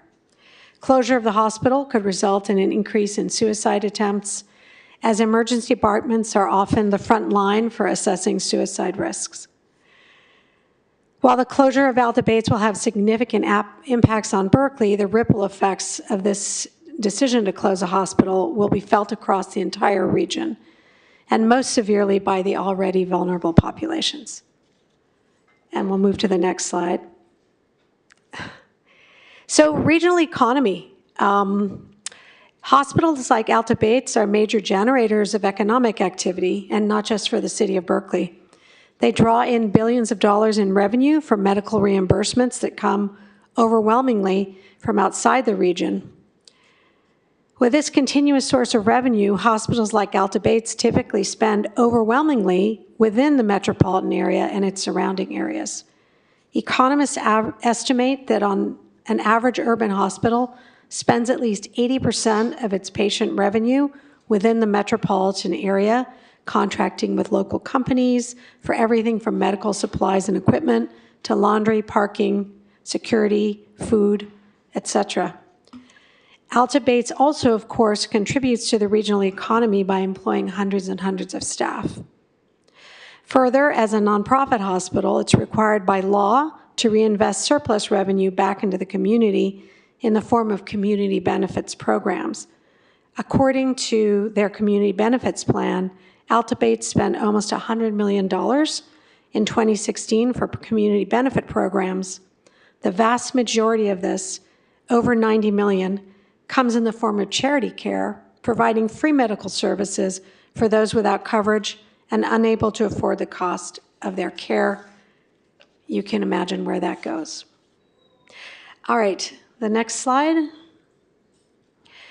So impacts in the event of major disaster events. In our region, and very similar for Richmond and Berkeley, the two most likely disasters are earthquakes and wildfires. We add pandemic to that, right? This was done before the pandemic.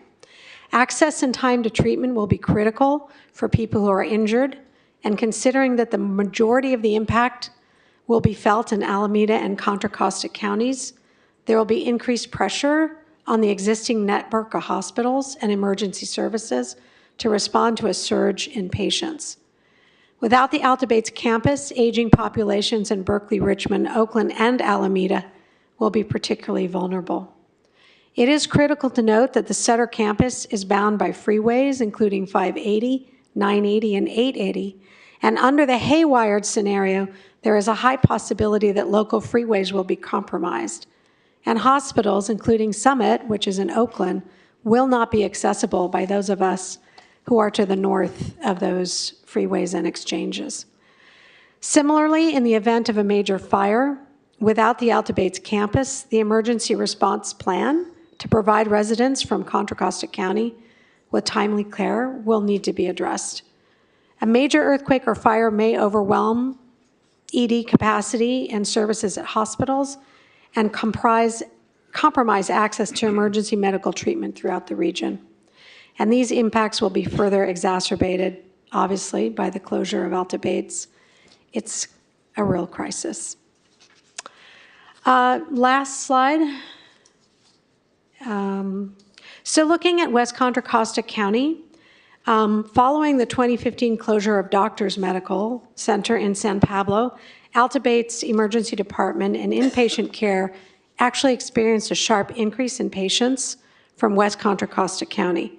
The closure of Alta Bates is likely to have a significant adverse impact on access to ED and hospital care for residents of Contra Costa.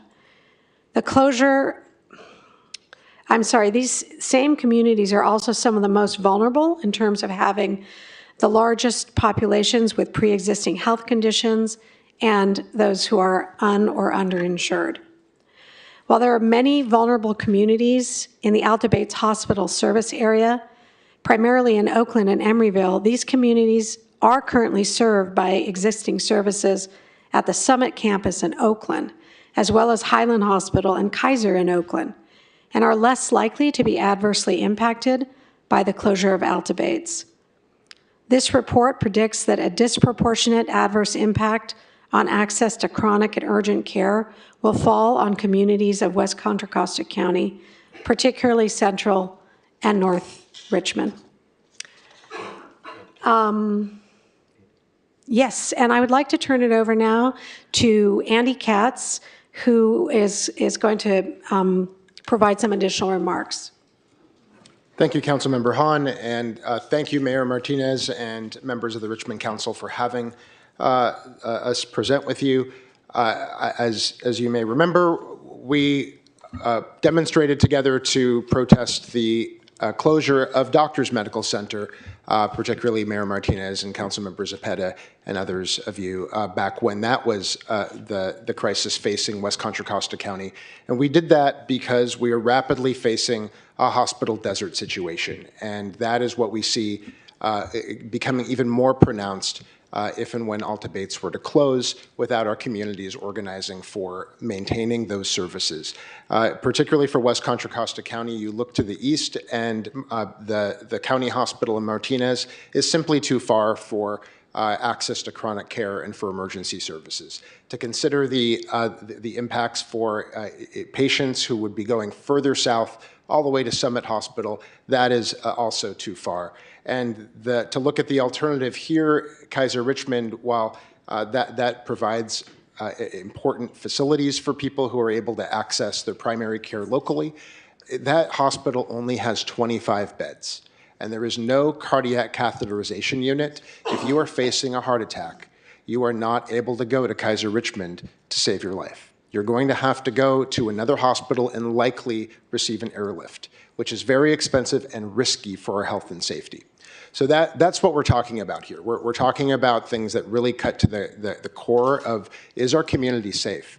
There's no burn unit in the East Bay, at least in this corridor. In this corridor of the East Bay, there is no burn unit currently. And for a community that is at risk to wildfire, as well as a disruptive event at the refinery, that is a very dangerous situation. So these are things that concern me. When I once saw Bay Bridge traffic locked down, bumper to bumper, and an ambulance trying to get through and having a very hard time doing that, I can struggle to imagine what that would mean for a burn patient where these minutes matter. These minutes really matter between life or death. Or just the situation becoming much worse. And particularly for the loss of our catheterization unit that used to be at the Alta Bates campus, this is something that concerns me very much. So what's important to understand, though, is that these services are only at an acute care hospital facility. They're not things that an urgent care center is able to replace. Urgent care is a place where you can get a prescription for an orthopedic emergency. There are places where you can get care when you need to talk with somebody who's a licensed physician or an allied health professional. It's not a place where you can actually receive more advanced services, like a hospital that has a blood bank and has a full scale of specialists who are able to assist. So this is why it matters. We do need to make sure that we are helping to communicate across our corridor what are the health impacts.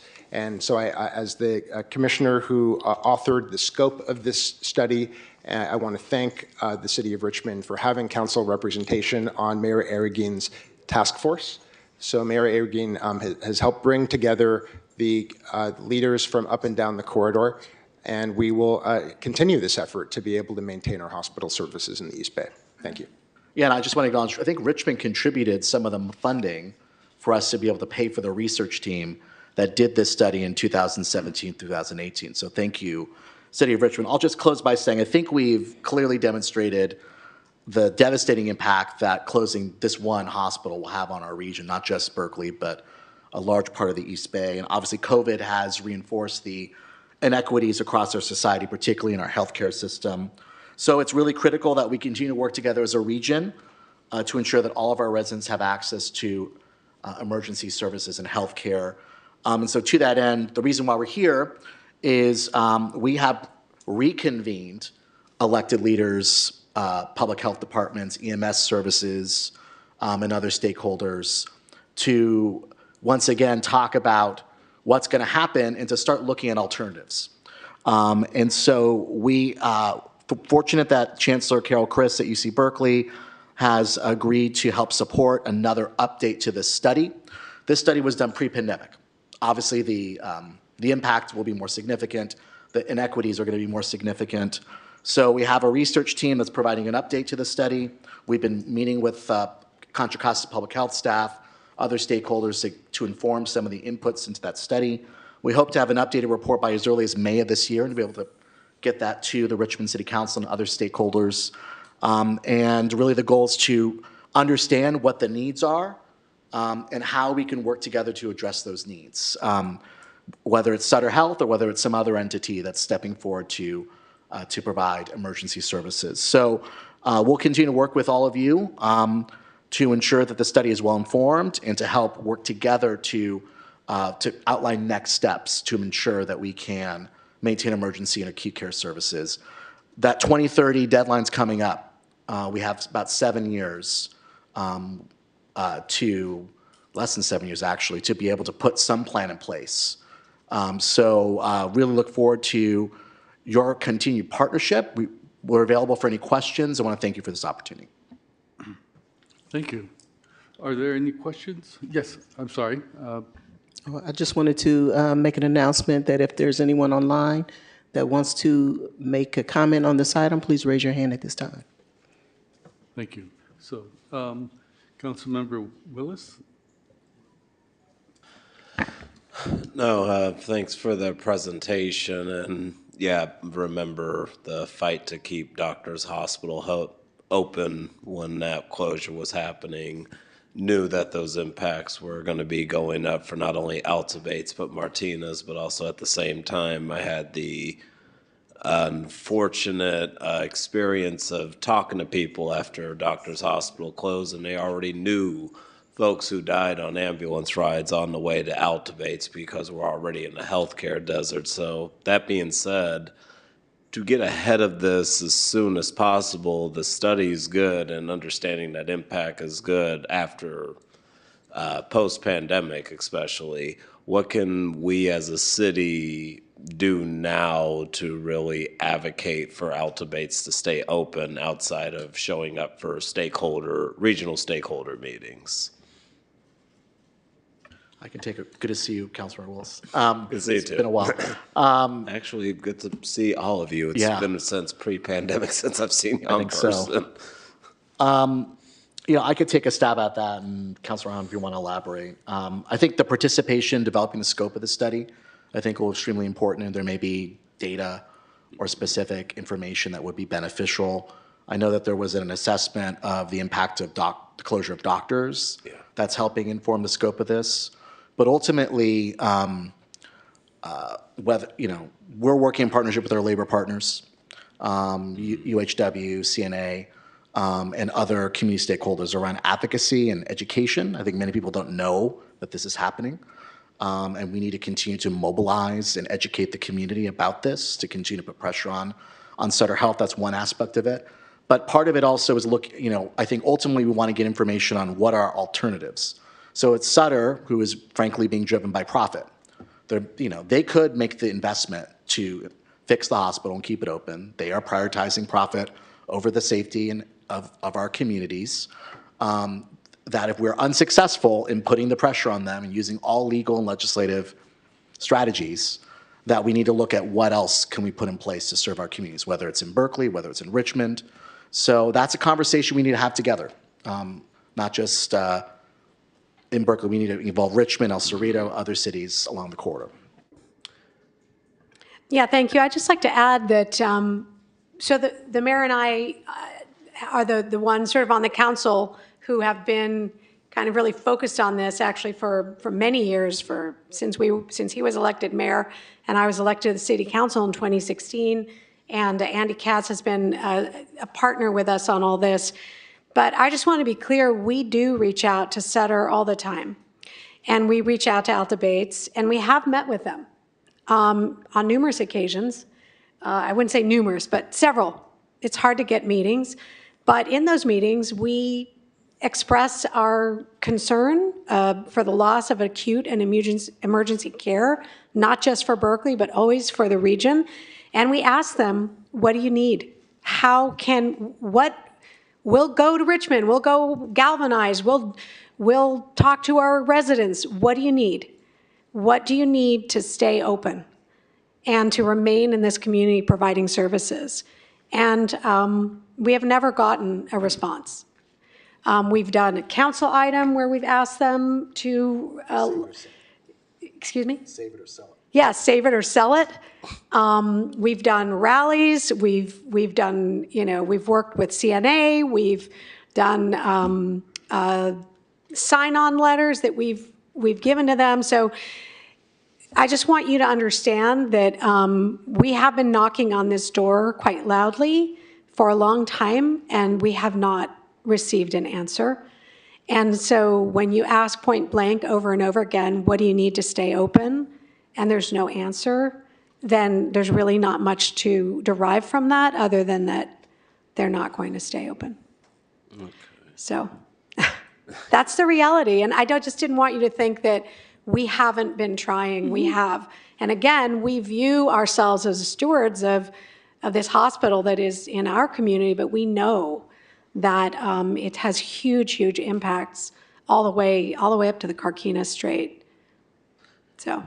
Yeah, and I'll just close out thank you for that, because I know this has been going on even when Doctors Hospital closed around 2015, and I know it really escalated in 2016, and Richmond's gone on record opposing the closure of Alta Bates, and we can't go on record again.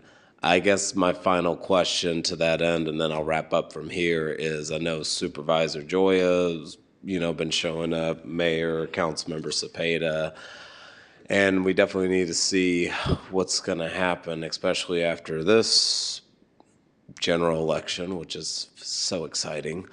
But I wonder, has there been an effort to engage like our new Congress people, Assembly people, and regional folks to have them take stakeholdership at this table too, because it's something that's going to impact their desert and, impact their district because it's creating a healthcare desert. So, is there any post general election plans, depending on who's elected, to engage with those folks to get the state more involved, and even some of the see if there's any federal funding available to look at one of those alternatives through this study? I'll just say that Senator Skinner and Assemblyman Wicks have been very active partners in this effort. There was legislation Senator Skinner did introduce about 7 years ago that would have given the Attorney General authority to approve any closure, because right now we have no say over whether a hospital closes. All that's required is that they have to provide certain notice within a certain time frame, so that communities are aware that a closure is going to occur, but we can't stop it, despite the fact that these are not-for-profit entities. So my hope is that at some point there'll be an effort to renew that legislative approach so that there's more teeth and there's more say in whether these facilities close. I think that's one particular outcome that could have a real material impact on what happens. I'll just also say that, we're also looking at what we can do individually and maybe collectively in the event that we have to bring in a new operator or potentially build a new hospital facility. Because at some point we have to take control of our own destiny. So that's why this study is really going to inform what are the potential alternatives, not just what are the impacts, what are the needs, but what are the alternatives that we can look at to serve our whole area, because we cannot leave our regional hospital desert. Yeah, and just a final thing on that legislation, it makes me wonder since 2016 how many other hospitals have closed in the state of California, and because that seems like an outdated law, I think there should be more ample opportunities to ramp that up if folks are going to be putting profit over actual healthcare access, especially being in the Bay Area where our population just keeps on growing. So we need those facilities to be available too. So thank you for that. And yeah, hopefully we can just throw our weight behind whatever opportunities there are to address the lack of healthcare access that keeps on dwindling as time goes on. So thank you. I would briefly add that Attorney General Rob Bonta has spoken at some of the rallies that and forums that we've had in the past.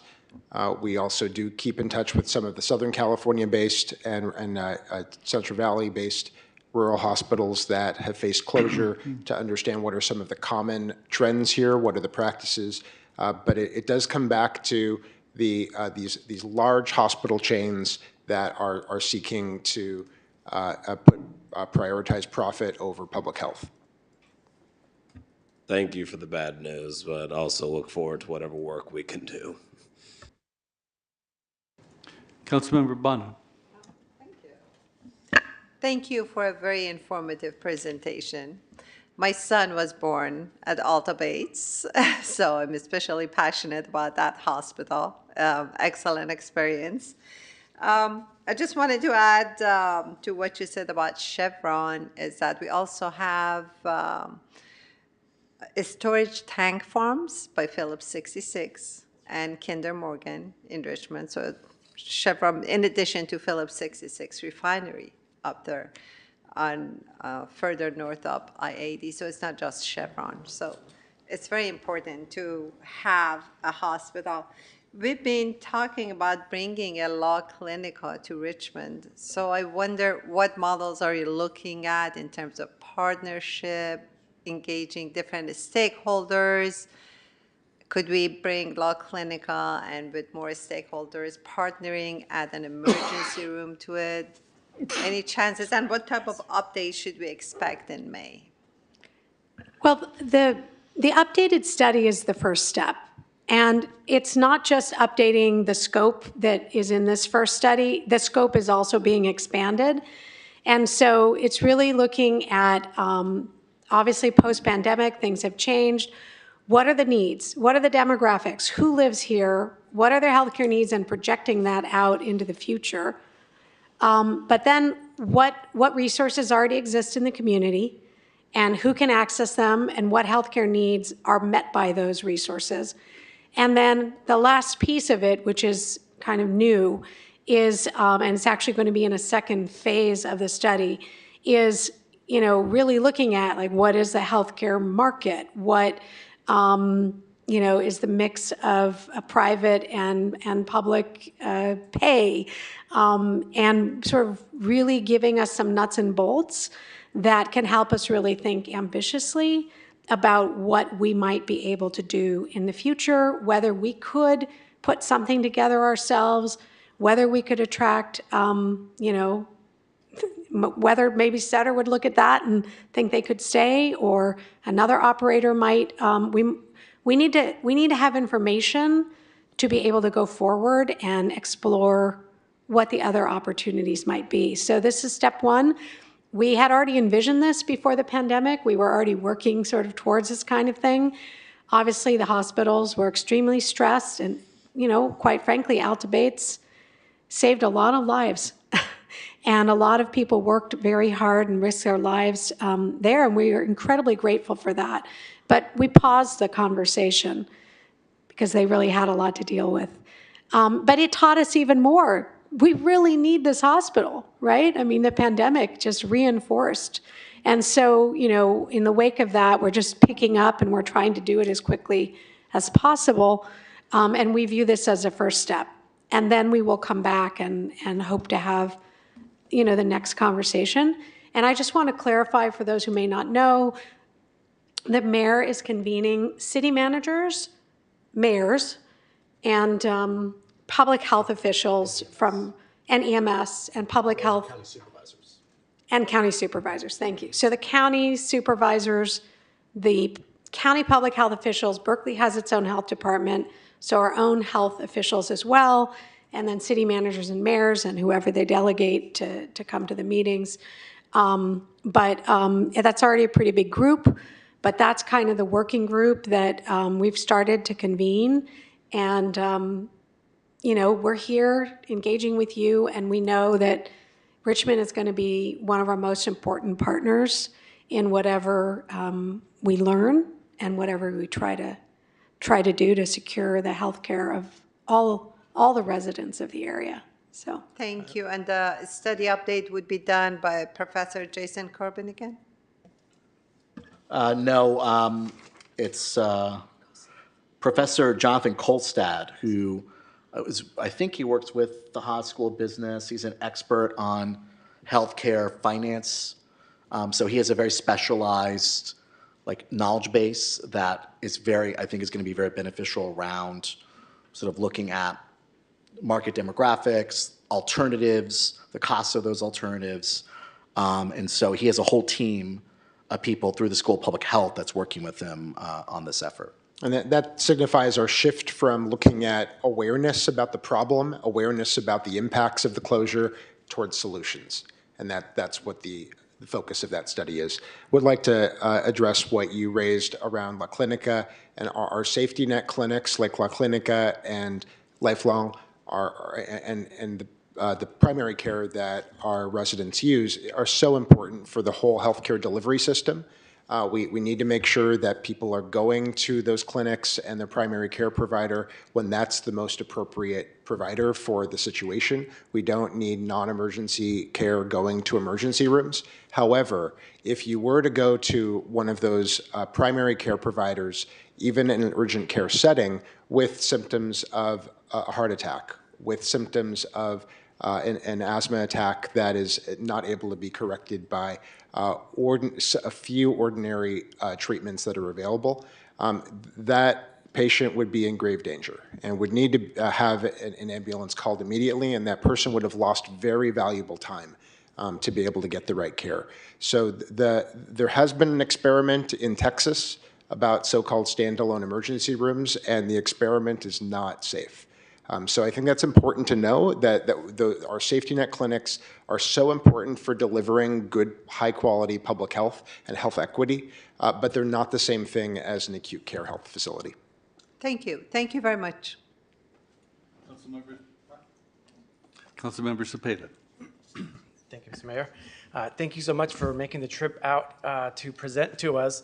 I was part of the lucky group that got to hear the presentation the first time around, and just all kinds of bells rang when I was hearing the conversation, and how a lot of people don't see this as a regional issue, even though it's Berkeley's hospital, right? Technically, it's Richmond's hospital as well.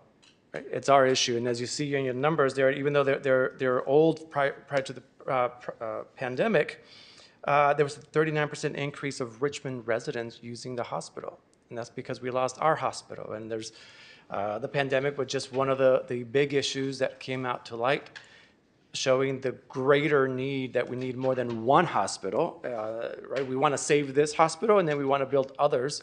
As Andy was mentioning, there's a hospital desert, and we need to have more capacity in all of our hospitals. We're building more housing.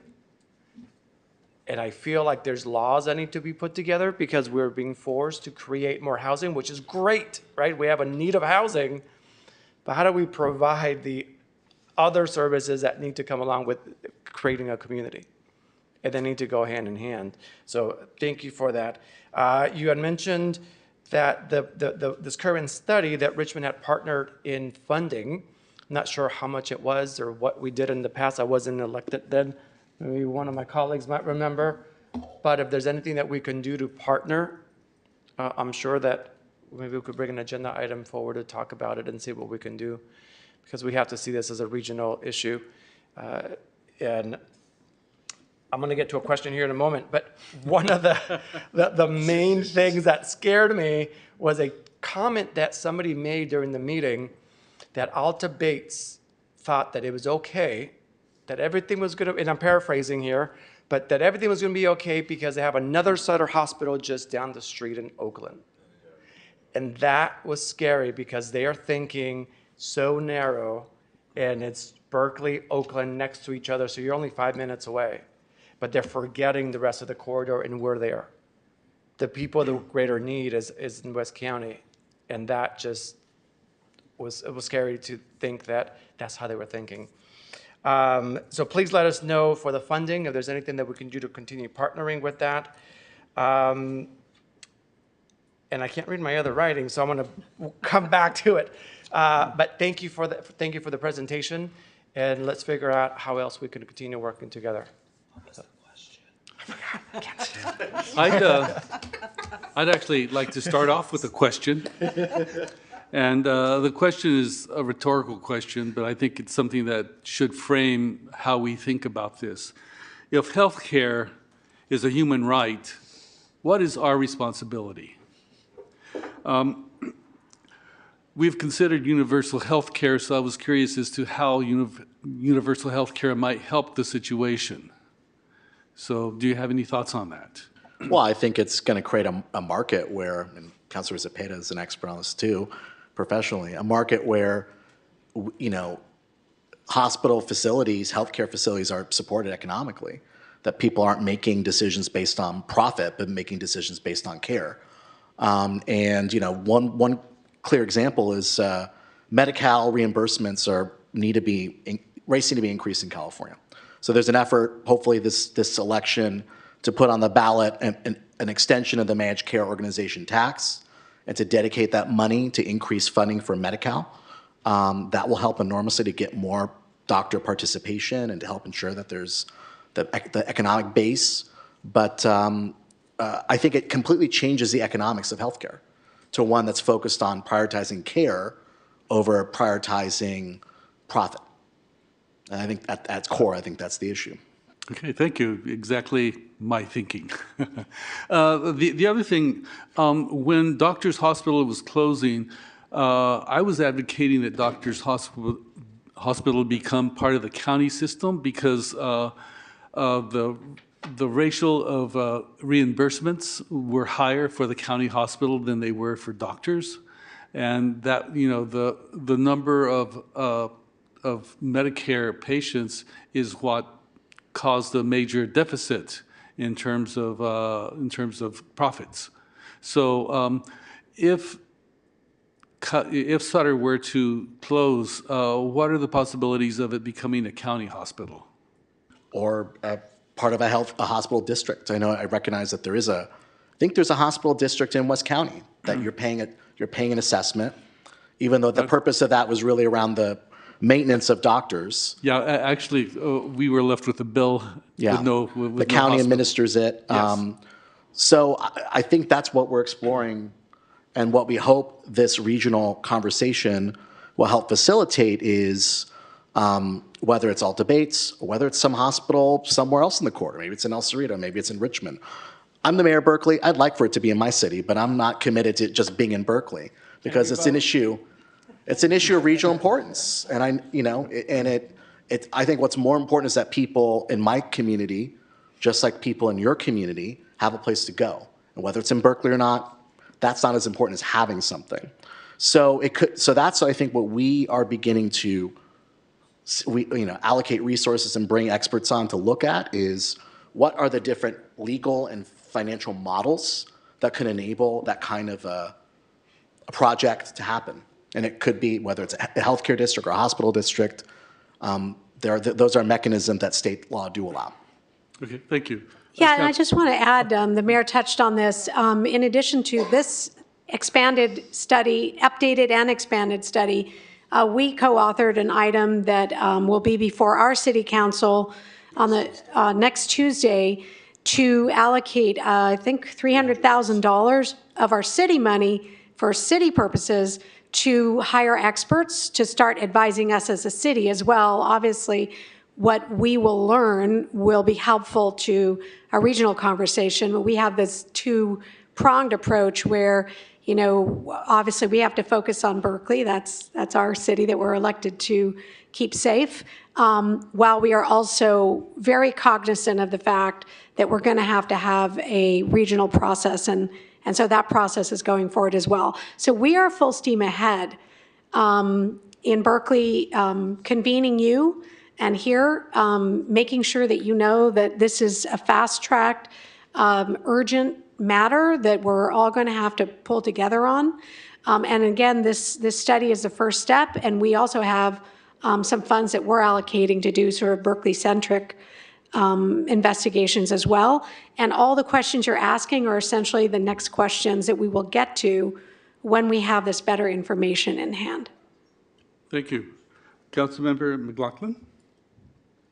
Yes, thank you for the presentation. I just want to start out to mention a bit of the, and I'm not going to go into just a couple sentences here about the history of Doctors Hospital and how many of us were trying so hard to condition it to the approval of Chevron's modernization project in 2014.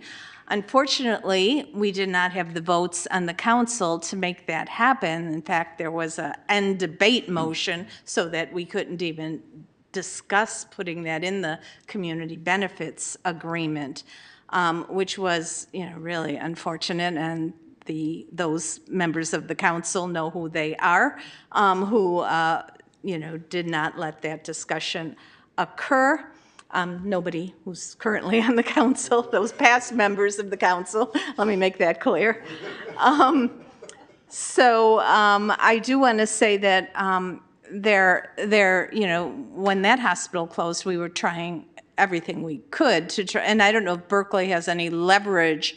Like in this case, we had a huge project that we could try and leverage Chevron to put some of its big bucks into the keeping doctors open. You know, if you do have any leverage there, I certainly assume you will apply it. I did read in Councilmember Zepeda's agenda report here that the hospital, in 2016, the hospital billed almost $2 billion in patient revenue.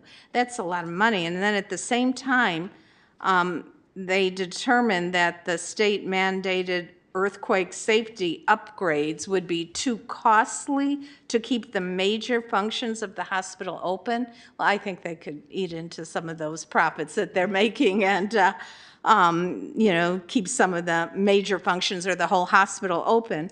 I don't know how the process would go with while the retrofit is happening, but I know for our, we have a senior housing development, Nevin Plaza, where we're doing some, I don't think there's earthquake retrofitting involved in that, but there's major renovations, and we're, you know, doing one side of the building and, you know, moving people over to the other side and then moving them back and doing the other side. I would think there would be a way to address this retrofitting that would be needed and still keep major departments of the health center open. So the other thing I wanted to highlight was something that Councilmember Zepeda already said, in that it states, they're stating that, oh, it's only 3 miles from Berkeley, where they would send people in terms of Sutter in Oakland. But, you know, people in Richmond obviously have a long way to go to get to Alta Bates now, and then that extra 3 miles is going to make it even worse. So I guess I would like to just find out, as a question here, I think we're waiting for this report, but are there any kind of suggestions that you have made to them to keep it open, you know, that you could tell us about? Sure. Well, I think it's important to note that there are different elements of the campus that do meet the state's seismic requirements. including the ER building. But the hospital tower where the birthing and delivery is and where beds are, and given state law requirements, you have to have an acute care facility along with an ER, that's not retrofitted. So if you've been there, the building, that sort of 70s looking building along Ashby, which is several stories, that's not retrofitted. So we have consistently asked them to give us a report to show us your seismic analysis. I do recall they gave me a presentation pre-pandemic, like 2019 with their structural people, where they concluded that with all the interior reinforcement and bracing, that the cost of it would be so significant and that rather building a new tower would be a more appropriate alternative. Fine, build a new tower.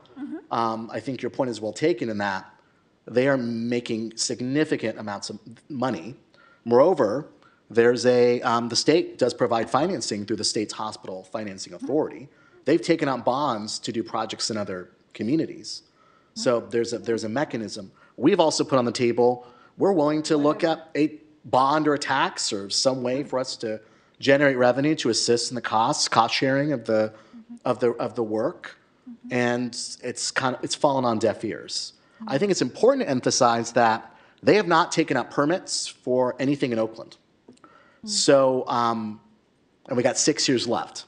So aside from what's going to happen in Berkeley, I worry about, if I'm a Sutter patient, what's going to happen when I want to get healthcare in Oakland. Because you're going to have this convergence of all these thousands of people without the facilities being expanded to accommodate the increased patient load.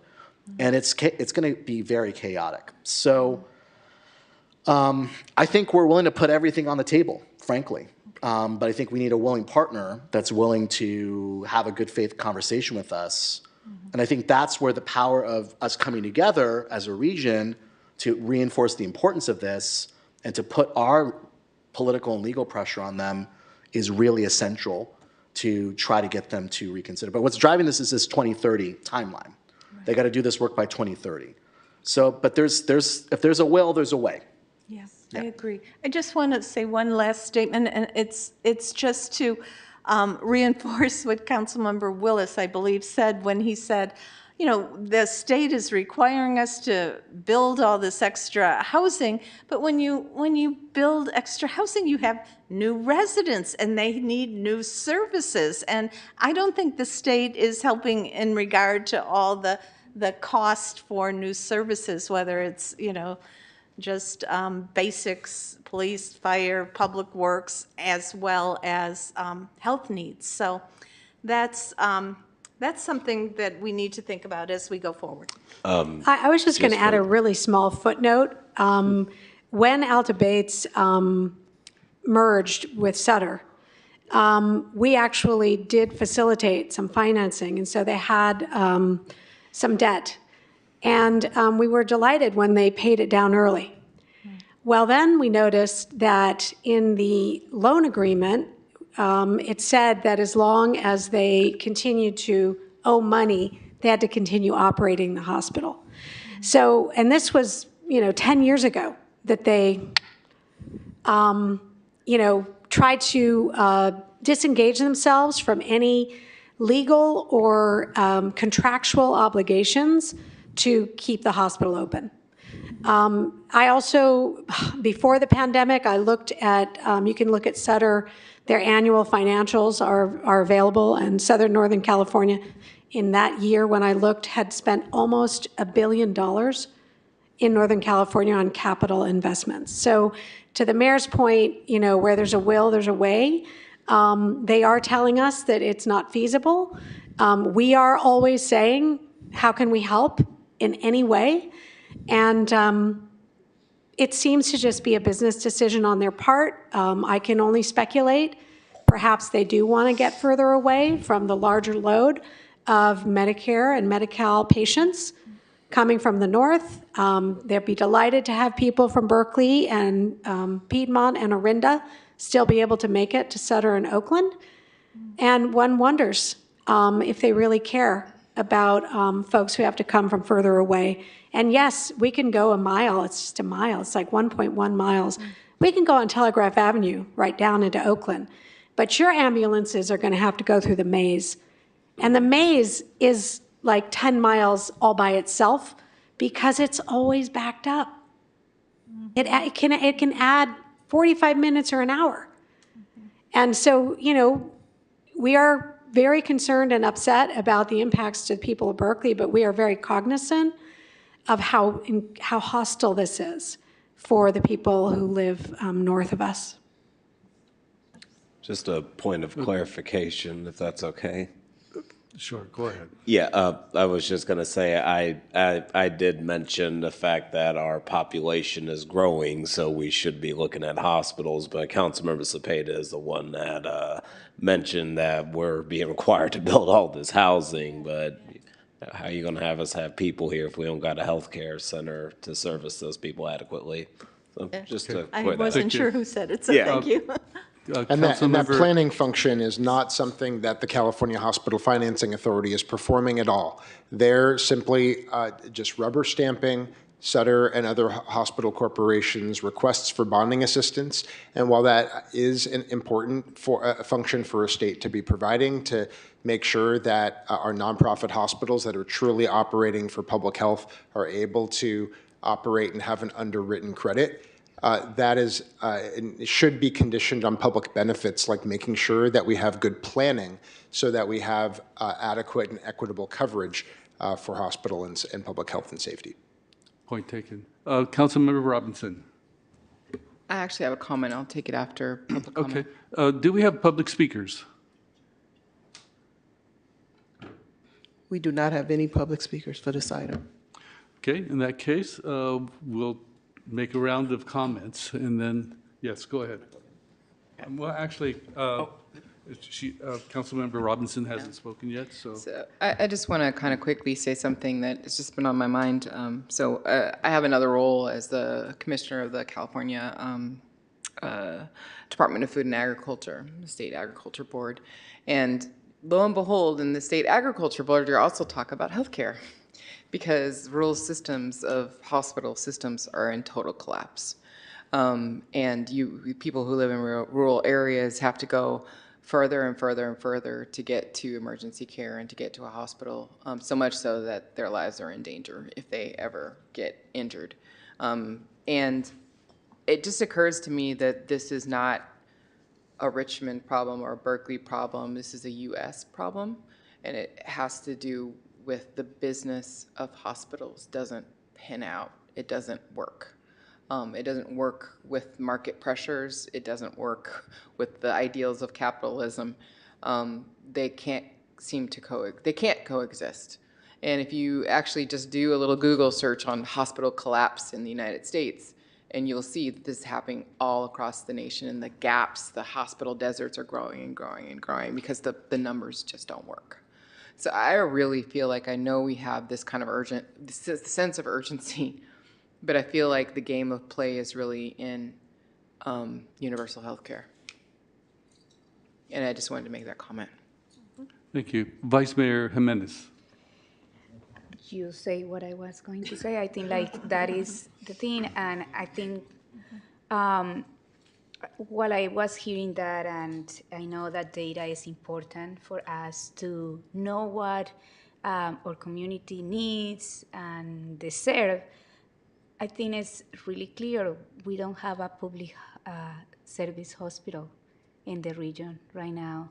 And we are dealing with a corporation that wants to make profits and squeeze people. My mother-in-law used to work at Alta Base in the NICU, and she was going to the strikes because they didn't pay, so they didn't pay the nurses well.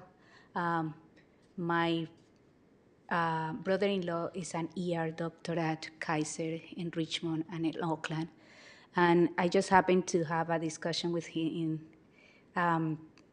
this weekend about kind of like the difficulty of, like, for instance, in Richmond, and I don't know, like, if I am quoting him right, but like 50% of the people who goes to the ER in Richmond are no Kaiser patients. And there is a really difficult situation about how they can be connected to specialized care after they go to the ER. And there is not that much also specialized care and the resources that are or the services that are, it takes so long that then people ended up going back to the ER, costing more. So actually it's costing us more to have this system that is making people, like few people reached out of the suffering of many, many. For me, it's about we need a public hospital.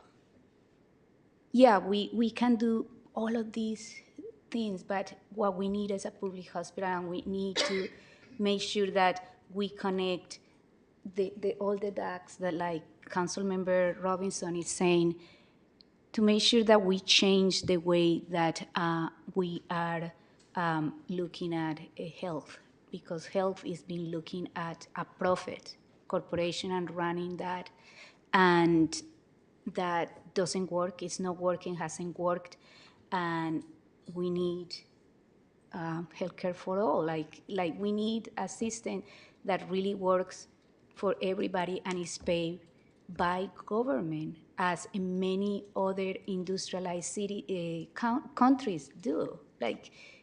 So I just hope that this is also at the level of this discussion. So there are strategies to us raise our voice and connect and build power, because this is about how we can build power to do that. So we need progressive at all the levels that are carrying an agenda that really gets us to change this system that is not working for the many. Thank you. Thank you. And please send invitations to the city manager and myself for the upcoming meetings. And I have such a gregarious city council that they will talk your ears off if given the opportunity. And someone who maybe has thought of his question may speak now. Go ahead. Thank you. My question, community benefit. In one of your slides, you said that Sutter was giving millions of dollars in community benefits. Were they all for Berkeley, or was it a general California number? I think we'd have to just look back and see. I find it in the study, but certainly in general, their community benefits are not limited to like the people of one city. So I think it would be good in It's the report. it's their duty overall to provide community benefits, not to Berkeley. It's not a Berkeley-centric duty. There's a zone that is identified and divided up among the hospital council, which is a private nonprofit entity of the hospital various chains and entities. That is only the bare minimum that they assess to maintain their tax-exempt status. So while the so-called charity care programs that they operate are important and valuable, they're not necessarily adequate or commensurate with the need. I think it would be good if in the report they can break it down, because this number, it's a very big number, and I'm pretty sure it's California-wide, and they do this, since the mayor mentioned I do healthcare, or on the other side of the healthcare. So you see these big numbers, and you're like, wow, they're putting $1 billion in my community, and then you look around and you're like, oh, that's not it. You're actually giving me some pens as a community service for the fair I attended. So I think it would be good to quantify that so we can know how much they're actually giving back. And they can't have that conversation saying, well, we give this much money in the community, but actually they're not giving anything or very little. Yeah, and that's a condition of their not-for-profit status. But how you define charity care is not defined in state statute. It's like up to the healthcare provider to determine what it's providing. We've had a team that's looked at their charity care reporting. I think we can re-engage that, because there may be some accountability measures that the state could take in looking at their compliance and seeing whether it meets legal requirements. That may be one lever that's possible. But I'll just give one anecdote around the problem. Patient dumping is, I mean, if you've been to Alta Bates, they are slowly letting the facility fall apart. And patient dumping is happening to the point where Nancy Skinner, our state senator, she got patient dumped. She went to Alta Bates to try to get care, and she was told to go to another hospital. So it's already happening, the sort of, rapid, I would say, closure of this facility is happening. And I think people don't realize that. Even though it's not fully closed, they're disinvesting, and it's impacting patient care, and that's why it's so important that we educate our constituents about what's happening. Thank you. I had a similar experience. I just left the ER after hours. And also, a comment, in Richmond's charter, we actually have that says to establish and maintain hospitals as part of our charter.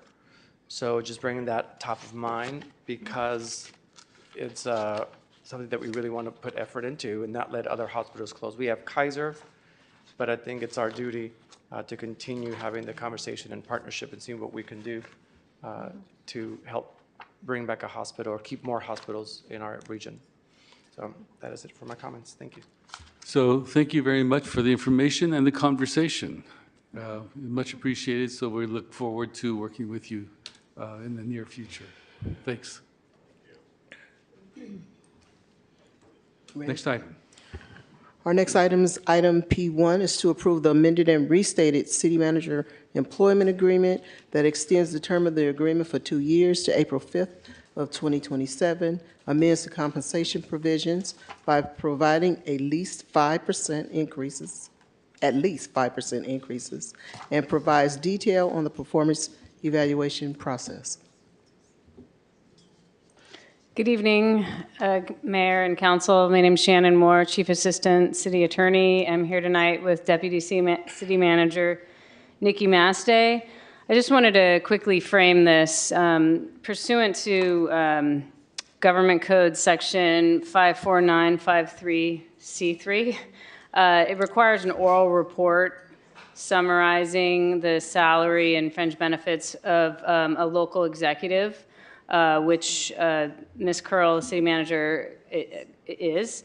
And so tonight, Nikki will kind of briefly run down the salary terms and other benefits quickly, as I know you all have the ad hoc committee met and agreed to specific terms with Ms. Curl. So I think you all are familiar with the general terms, but we wanted to provide an oral report tonight. And with that, I'll turn it over to Nikki. Thank you, Shannon. KCRT, please roll the PowerPoint. We're here to go over the city manager's amended and restated employment agreement. Next slide, please. As you can see, the term is from April 6, 2022 to April 5, 2027, a new 5-year agreement. The original agreement was April 6, 2022 to April 5, 2025, which was a 3-year agreement, an increase of 2 years. The compensation, January 1st, 2023, the original agreement, 5% or CPI, whichever is greater. This amended and restated agreement is the same, there's no change. On October 1st, 2023, the original agreement did not have any provision for a compensation increase. The amended and restated agreement has a 5% increase. The change is a plus 5%. January 1, 2024 and January 1, 2025, the original agreement is 4% or CPI, whichever is greater. The amended and restated agreement is 5% or CPI, whichever is greater, a change of plus 1% for January of 24 and January of 25. And since we're extending 2 years, January 1, 2026, the original agreement did not cover those 2 years. So it's going to be 5% or CPI, whichever is greater. Change plus 5% because we do not know which CPI will be in the future years. Next slide, please. Evaluation process. This process started at least 120 days before April 6th. And it's a cooperative process, as was this one, with the City Council, City Manager, and a facilitator. We'll be utilizing the ICMA City Manager Evaluation Form, and starting April 6, 2026, using a 360-degree evaluation process. There's a new section for termination by the employer. The section that would prohibit the city council from terminating the city manager within 90 days following an election, but only if at least one new council member has been elected. Next slide, please. Are there any questions?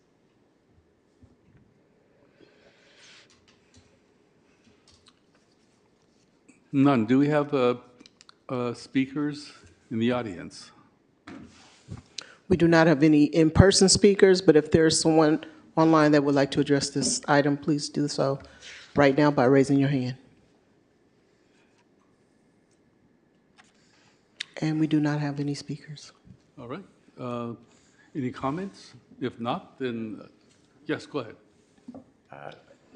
Ms. City Manager, thank you for working with us through this process and everyone involved. I know it's been, and for the committee who helped with many hours of putting this together. I'm glad that it's finally on the agenda and that not a lot of comments, so it's good for what happened. But it's good. Thank you, and thank you for the great work you've been doing in our city. I'm only a year and a couple months in, but you have a lot of accomplishments, and from the report that you have in the consent calendar, a lot of really great accomplishments by the departments who follow your leadership. So thank you. Thank you very much. Yes, Vice Mayor Jimenez.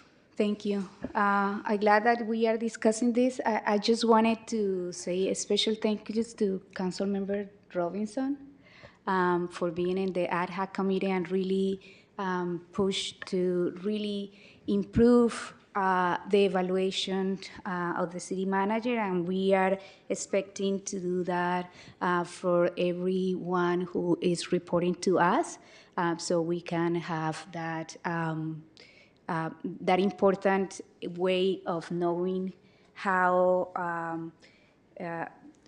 the highest staff in our city are doing, and be accountable not only to the staff but the community.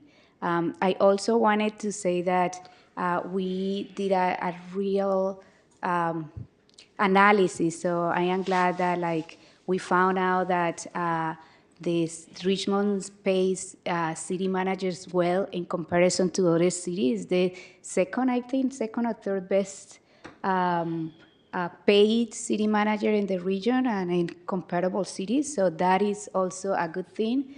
I also want to say thank you to the city attorney office and the city attorney for helping us to put together this contract, and I know it was a lot of back and forth, but that came out well, and thank you, City Manager, for at the end meeting with us to finalize the city your contract and agree to to do the evaluation in the way that we were proposing. So that is a good example of how kind of like this leadership in the city council, but also the city manager are providing guidance on how we want to have a relationship between each other, but also how accountable we want to be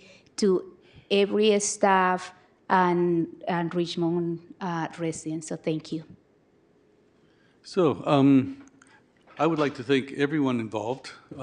Leadership brings people together, and we came together on this issue. So thanks to the ad hoc committee. Thank you to the city manager, legal department, and staff. Yes, go ahead. I just wanted to make a quick comment. It was a long process, and I'm really happy everybody stuck with it, and we came out with a good solution. But I do want to say, and just take a minute to recognize City Manager Curl.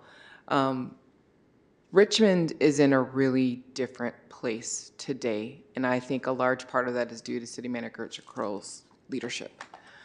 Financially, what we're doing in all of our departments, building up departments so that we can actually deliver the services that residents expect and deserve. That takes a lot of leadership, especially because of the history that the city has had with not really taking care of business the way we should have.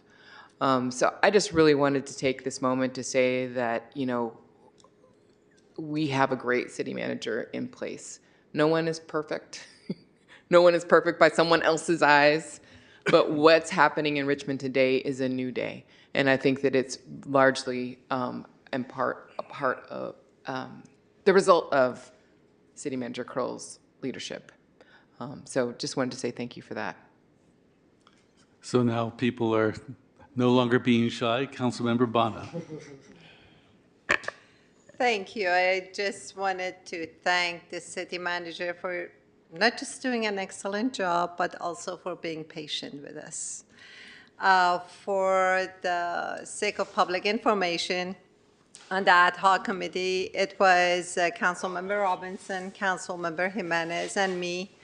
I know Councilmember Jimenez forgot to thank me, but we really worked hard, and it was our first time, the three of us, working together and working on evaluating a city manager, and two of us being new council members, and it took us months. So thank you for your patience, and also thank you for the excellent job you're doing. Councilmember Willis. And I would like to comment and show my appreciation for the city manager and her leadership by making a motion to approve this item in front of us right now. I second it. Go ahead. I'd like us to make a statement before we vote. I also would like to thank the city manager, and I would like to state that Richmond is unique from a lot of other cities in our region. It has a port, it has a refinery, we have East Bay Hills, we have 32 miles of shoreline, and all these have significant challenges, as well as, attributes like the shoreline, I would say, and the port. It has various attributes that we could make good use of. But I think it's a hard job, and I want to thank you for the work you're doing, and to please keep up the good work. I think before the motion, do we It's have already public been comments? Or moved. But do we have public comments? I just No. wanted. There were no. You don't have to give comments. Right. So, well, I think it's time for roll call, and I want to thank the city manager for putting up with me. For that, you get the raise. That's a big challenge. Roll call. Councilmember Bonner, Yes. Vice Mayor Jimenez, Yes. Councilmember McLaughlin, Yes. Councilmember Robinson, Yes. Councilmember Willis, Yes. Councilmember Zepeda, Yes. and Mayor Martinez. Yes. The vote is unanimous. Thank you. Next item. Our next item is item P2, is to discuss and provide direction to staff regarding alternate technology such as drone lighting technology in lieu of fireworks to celebrate Independence Day to improve the environmental impacts, cost implications, and safety. And if there's anyone that would like to speak on this item that is joining us by Zoom, please raise your hand at this time.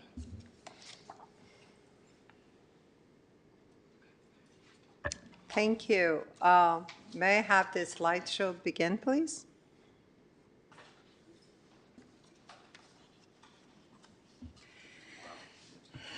Well, I would like to talk about drone light shows as an alternative to fireworks to celebrate Independence Day. And the image you see actually is a performance of drones. I just have to tell you the size of the image in the sky and the number of drones is proportional to the cost. But next slide, please. But they're usually large. So many cities are adopting drone shows these days. This is just one example. Next, please. And Forbes wrote, drone light shows are way cooler than fireworks. And that was in 2020, and you can see an image, another example. Next, please. So this image shows drones before taking off and presenting a show. They are safe. They're more inclusive in terms of including all the community because they don't have to be just by the water. They could be any place in town. And it's about introducing a new tradition and a new culture about celebration. Next, please. So Richmond has a large area expanded over, as you see in this map, from where I live on the right, all the way to the east, to the right of the map, and then all the way to the west. So the celebration traditionally has been at one point by the water, but if we make use of drone shows, it would be accessible and enjoyable by all residents regardless. I mean, we can have multiple small shows, the same show moving to different parts of the city. It will be way more inclusive. Next, please. The toll on public safety in terms of illegal fireworks. This is national data, over 19,000 fires. This is only during 1 year, 2018, the latest data we had available. 1,900 structure fires, 500 vehicle fires, and 17,000 outside and other fires. And unfortunately, 5 deaths and 46 civilian injuries, and $105 million damage to properties. Next, please. And that's not mentioning the silent impact of illegal fireworks on the pets. There have been many complaints by residents about illegal fireworks, possible damages, and above all, the noise is very disturbing to pets and wildlife. Next image, please. Next slide. Thank you. There are some environmental hazards of fireworks that the city does, honestly, but it's like 15 minutes or half an hour every year. So the pollution is negligible, the breeze negligible, noise, it just adds to the excitement. So the point is not the legal fireworks that the city does, but the impact that it has on illegal fireworks. Next slide, please.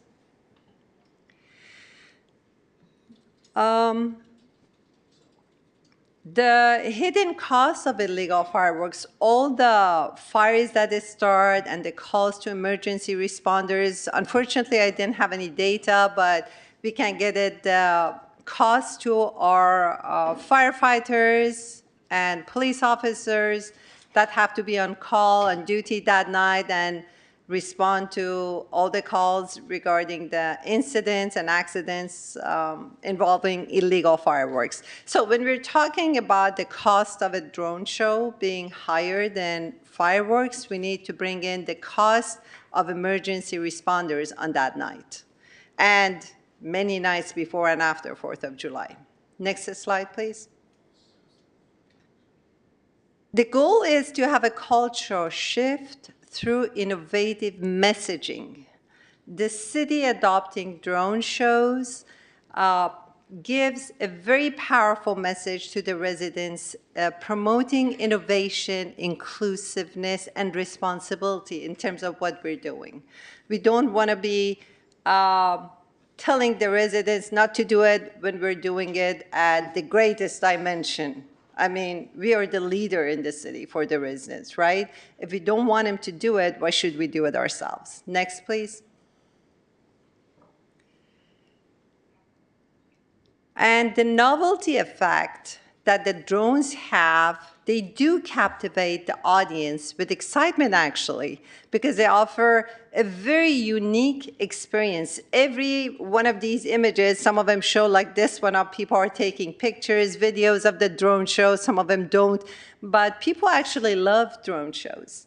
The excitement is not less than fireworks. Next, please. So we can influence behaviors of residents, especially teenagers, by the powerful messaging we provide with drone shows. We can encourage them to have positive celebration and bringing the community together without doing anything that we forbid our residents to do. Next, please. And it's a totally different experience. I mean, just look at the size of it. It's over the city. That by itself is captivating, is an experience. It's interesting. Next, please. And it's also sort of giving the message that technology is cool, science is cool, encouraging the young ones to think about it.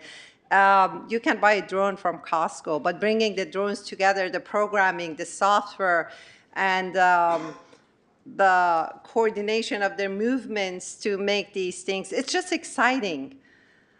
And it's fostering community engagement. So imagine when we have a community outreach about picking the theme of a show for the next year. It's that sense of ownership to the show that goes on instead of just random noise and light and the smoke. I think it's very positive. It's going to be a positive experience for the community. Next slide, please. We could also have a contest for high school students, the robotic teams, to come up not only with a theme for the show, but also participate in it. 5 minutes for Richmond High, 5 minutes for Kennedy High, 5 minutes for De Anza High. That'd be, just true community engagement and celebrating their creativity as well. Next slide, please. And as I said, we can just take the show everywhere, from the water side where we have it every year right now to El Sobrante Valley, North Richmond, anywhere in Richmond, the show can move to different places, or we can have multiple simultaneous smaller shows in different neighborhoods. Next slide, please. And we can enhance the drone show experience with music. I mean, just imagine we have a drone show celebration on 4th of July, maybe before the show and after the show. We have very large outdoor speakers with music, dancing, community celebration, rather than just the noise of the fireworks. We can have symphony, jazz, whatever type of music, true celebration. Next, please. As I said, the cost of drone shows, I did a very preliminary research, seems to be slightly higher than fireworks, but I think it is investing in our future. And it curbs the cost and all the calls we receive on emergency responders, and it has many positive benefits, inclusiveness, public safety will be enhanced, and also community engagement. So we need to weigh on all the benefits that it brings and not just look at the dollar amount that maybe is slightly more. Next slide, please. And another thing we can do, we can ask businesses to sponsor or accept commercials like some cities do to offset the costs and bring the community together in terms of the businesses. Sorry, this is the only example I could find of commercials that fit this slideshow, but we can have our local businesses advertise for their food, for the services they have. That's another way of bringing the community together and helping with the local economy. Next slide, please. And all the talk I had so far about drone show should be coupled with a strong messaging through other steps for public safety. Number one, we should expect public works to have many more signs than it did last year. Last year, I asked Public Works Department to install signs saying that illegal fireworks have consequences and a phone number for people to call. We should start having them earlier this year, maybe as early as June 1st, and more places. Next slide, please. In addition to that, we can learn from other cities like Los Angeles, who is having a buyback initiative for illegal fireworks, similar to gun buyback program. They also have reward for tips about major illegal fireworks suppliers. Next slide, please. We can learn from them and implement those. So along with having drone shows instead of fireworks and those programs by Public Works, Police Department, Fire Department, we hope we can curb it. So while I'm receiving your questions, I invite you to look at this 4th of July celebration drone show in Salt Lake City, and your suggestions and questions are welcome. I mean, this is what other cities do, but we can plan our own drone show with whatever we want. It's a community forum. Let's plan it together. By the way, well, one interesting they do, instead of having speakers, they invite people, the public, to tune into a specific radio station that provides the music for this specific show, which I think is very cool. Just look at the number of people, the level of excitement, the size of the show. I think it's very interesting, worth trying. Thank you for your attention, and I welcome questions and suggestions. So, Councilmember McLaughlin. Yes, so I just want to share that back in, it was either 2009 or 2010, then Councilmember Jeff Ritterman brought to the City Council an item which I supported to replace fireworks with a laser show, which was another technology shift. Now, the community at that time was very much opposed to it. The fireworks were something that they saw as tradition and wanted to keep the legal fireworks in our city. But things may have shifted now, and we could potentially make a case for an alternative. One good thing about an alternative, whether it's a laser show or a drone show, is that the issue of noise for pets is very much a problem, and that's not only with the illegal fireworks, but with the legal one that makes a lot of noise. I know we always get concerns from our residents. Oh, my pet is, just freaking out because of this noise. So there are some, real advantages to doing it this way. To exploring other ways. So what I would like to ask, I supported Jeff Ritterman's proposal at that time for a laser show. The votes were not there with the previous city council. I would be willing to support coming back with a cost analysis as this item is recommending and a plan of action. But my question is, can we explore, because I don't know what the cost differential is for a potential laser show versus a drone show, and can we explore different types of alternative shows? Sure, I have not heard of laser shows except for maybe at Disneyland, but sure. Well, apparently it was big then anyway, Drone and I think shows, it's are still way more common, and I would like to ask the staff actually to look at the cost saving that drone shows would have in terms of the fire department, police department, property damages and everything, so we can make a decision. Councilmember Robinson. Yeah, I'd like to, if we're gonna spend staff time on this, I'd like to also look at whether or not these kinds of shows actually prevent illegal fireworks. Because the illegal fireworks are the things that cause the fires and the injuries and whatnot. And my fear is that if we offer something like this and people are not interested in it, it'll actually encourage illegal fireworks. And people will do more of the show that they want because the show that they want is not being offered by the city. And we'll get more major fireworks in the middle of the neighborhood and more opportunities for house fires and other things, because there isn't an organized safe space where people can go and see a legal fireworks show.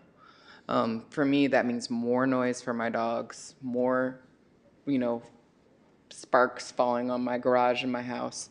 And that is a big concern for me. I also, just looking at the cost differential, it looks like it's huge, like in the hundreds of thousands of dollars for drone shows.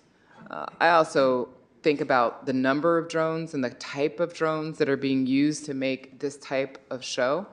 I don't know that that's accessible for high school groups or other things. They might be able to afford a couple of drones, but not the scale that's being displayed here. And I just don't know that that's a realistic thing that we would be able to have involvement from community groups to be a part of a show of that scale and that size, given, these are probably very large, high tech, kind of very whatever. I'm not sure that our local high school is going to be able to do that when they don't even have money for uniforms to play basketball or football or soccer. So I have a lot of concerns about this, and I also know the staff is so overburdened. They have so many things on their plate, and I just want to make sure that we think this out before we apply a lot of staff time to it, and maybe just the cost analysis, so we could just get a clear picture of that first. And then if there's just some tangential research to whether or not this decreases illegal fireworks, because I suspect that it's going to actually increase it. I respect that. Very good points. I doubt if there would be any studies available about the impact on illegal fireworks. Just look at the year that had data for illegal fireworks damages. We are in 2024. The data was from 2018. So data gathering is not that simple, and drone shows are relatively very new after COVID. So there won't be any data. One thing we can do is community outreach. And about high school students doing drone, I totally agree. They won't have the budget for the drones, but I was thinking maybe they can learn about the programming and how to do it with way cheaper drones and just a few of them, and then scale the program. But that's something along the road a few years from now, when they can get it started, if we get this started. About the cost, my research shows it starts at $20,000, could go as high as $500,000, depending on how large you want it, how many drones. $500,000. I thought I heard a B, that's why. Yeah, I heard a B too. I was like, No, 500,000 from $20,000. We can start from 20,000 and go up as several 100,000. But I assume that large show would be for New York City, not for a small city of Richmond. But we can see what we can afford. We could start by asking San Pablo what their cost was, because they had a laser show last year. Oh, okay. Did a laser show? I'm sorry, Oh, a drone show. a drone show last year. So, I'm concerned about drone hacking, which has been a prevalent problem around the world. In Taiwan, they had a drone hacked. 48 out of 800 drones fell out of the sky. Wow. Causing major damage and endangering a lot of people. There was also drone hacking in Germany, where they had it was kind of like a art happening, and it was supposed to last for a week, and they had to close after a few days because people kept hacking the drones, causing danger to the population. And there was also a drone hacking at the Halo event in Texas, where hacking was a significant danger. So it would be interesting to know what sorts of cybersecurity there is for these drone shows. Very interesting. And I saw Councilmember Willis, you had your hand up? Yeah, I was just gonna say my quick comments here and just not say anything afterwards, but I uh I'm not going to try to repeat what other council members have said. I've been pretty much in agreement because it was the same questions that I actually had. Like, okay, yeah, what's the cost analysis? How does that compare to the fireworks shows that we already have here? You know, I'm of two minds of it because on the one thing with our current fireworks, which is what I was telling somebody this morning, I mean, for a lot of people, especially for me, you know, grow up with fireworks. There's a sense of nostalgia, a sense of wonder. It's something that you don't necessarily see every day. And, you know, with whatever anybody's going through, like that is something that folks have been able to turn out to Richmond events and actually share space and just be in awe with each other, just saying, wow, look at all these wonderful colors that are actually in the sky. Then on the other hand, I was of the same question too, like what is this going to actually do for illegal fireworks? Because I know plenty of people on the 4th of July, they don't go to any organized events. They'll go to the hills of Wildcat Canyon or anywhere where they can get a sight of the entire Bay Area and just watch all the fireworks shows that are happening illegally everywhere. And then at the same time, there is that issue with animals that get terrified, our veterans who are suffering from PTSD. And I can only imagine when they hear loud noises out there, they only feel like there's something bad happening. I mean, I jump and get startled in my little defensive fight or flight position when anybody lights an illegal M1000 across the street from me, which has happened plenty of times over the years. And you know, I think it's an idea that I'm definitely want to go down just to see what information comes up. And I do think that depending on the path that we go down and as we go down this road, you know, there's going to be community input and conversation that's going to be needed. Because I know when I mentioned this agenda item to another friend of mine, they're like, damn, what? Now you want to take away my damn fireworks? I'm like, well, let's talk about it. Let's talk about actually all those impacts because lately, at least for me personally, just speaking for myself, I've had more reasons to dislike fireworks than I've had to love them for many, many years. So I'm interested in going down this path, seeing what capacity could be thrown at it. And, you know, it would be interesting to know like what our cost is for our current fireworks shows and events that are actually organized. And at the same time, I would wonder, you know, it's probably a separate conversation, but how this would, I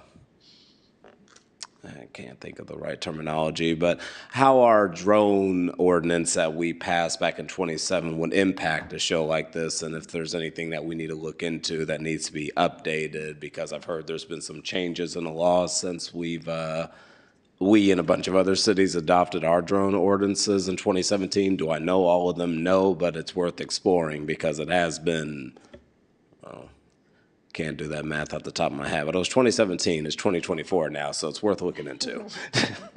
And I'll just stop right there. I should add, maybe I should have added a slide about that. Some cities do have hybrid shows, hybrid of fireworks and drone. Vice Mayor Jimenez. They're not worried about the fireworks taking out the drones? I just wondering and just kind of like asking the city manager, like if we pass this, and it's just direct start to look into the cost analysis, who is going to do that in your staff, or like in which department will be?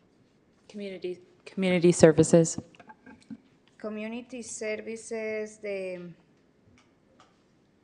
And regarding the ordinance request, that would be the city attorney's office. okay, and we have, we have a workforce analysis, and I have all my critiques about that, but one thing that they put together is the vacancies by department, so I think like we need to make sure that things like these that are good idea, but it's just like, is that the things that are getting us to resolve the important needs in our community are going to take time from the things, the needs that we really, like the work that it needs to be done so that we can serve our community well.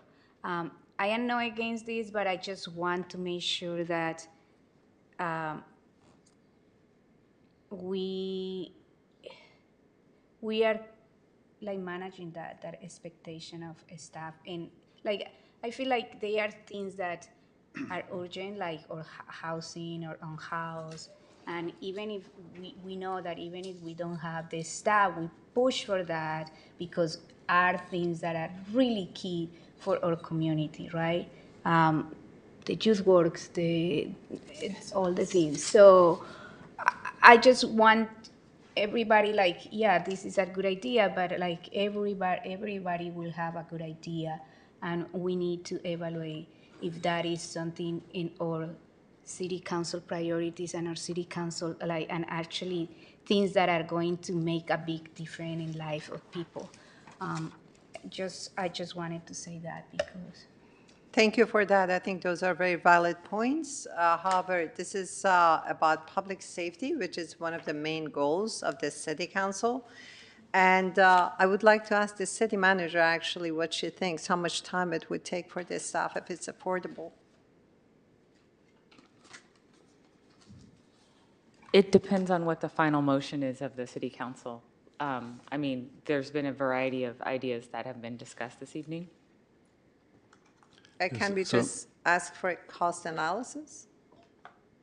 The cost analysis would probably take, hopefully, a couple of hours, but if that's sufficient, that would be helpful. Okay, I think it's time for public comment. Do we have? We have no public speakers. Okay, so then we'll bring back to council for discussion. I'm in agreement with the vice mayor in terms of directing staff to do various jobs. You know, I tabled an item because I was concerned about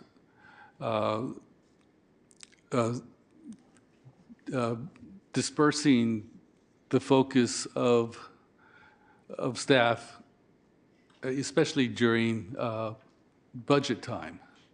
And so I think that the more items that we come up with to belabor our staff to consider among all the other things that they have on their plate, I don't think this is the right time for that, especially since we need you to focus on the budget. So I think community services has nothing to do with the budget directly. everyone has something to do with the budget. Right, but this Yes, is if I also may. regarding budget. Yeah, because if I may, actually, just so the council is aware, like many staff worked over the weekend.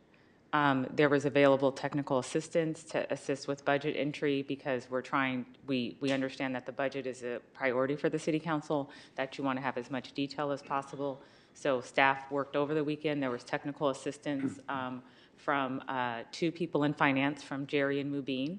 And then I was told when I contacted Mubin today, I said, oh, how did it go? Did the department submit everything by the time period? And he said, yes, we had good responses. But every single department has to enter information into our system, the computer modules, to assist with the development of the budget for the city council's consideration.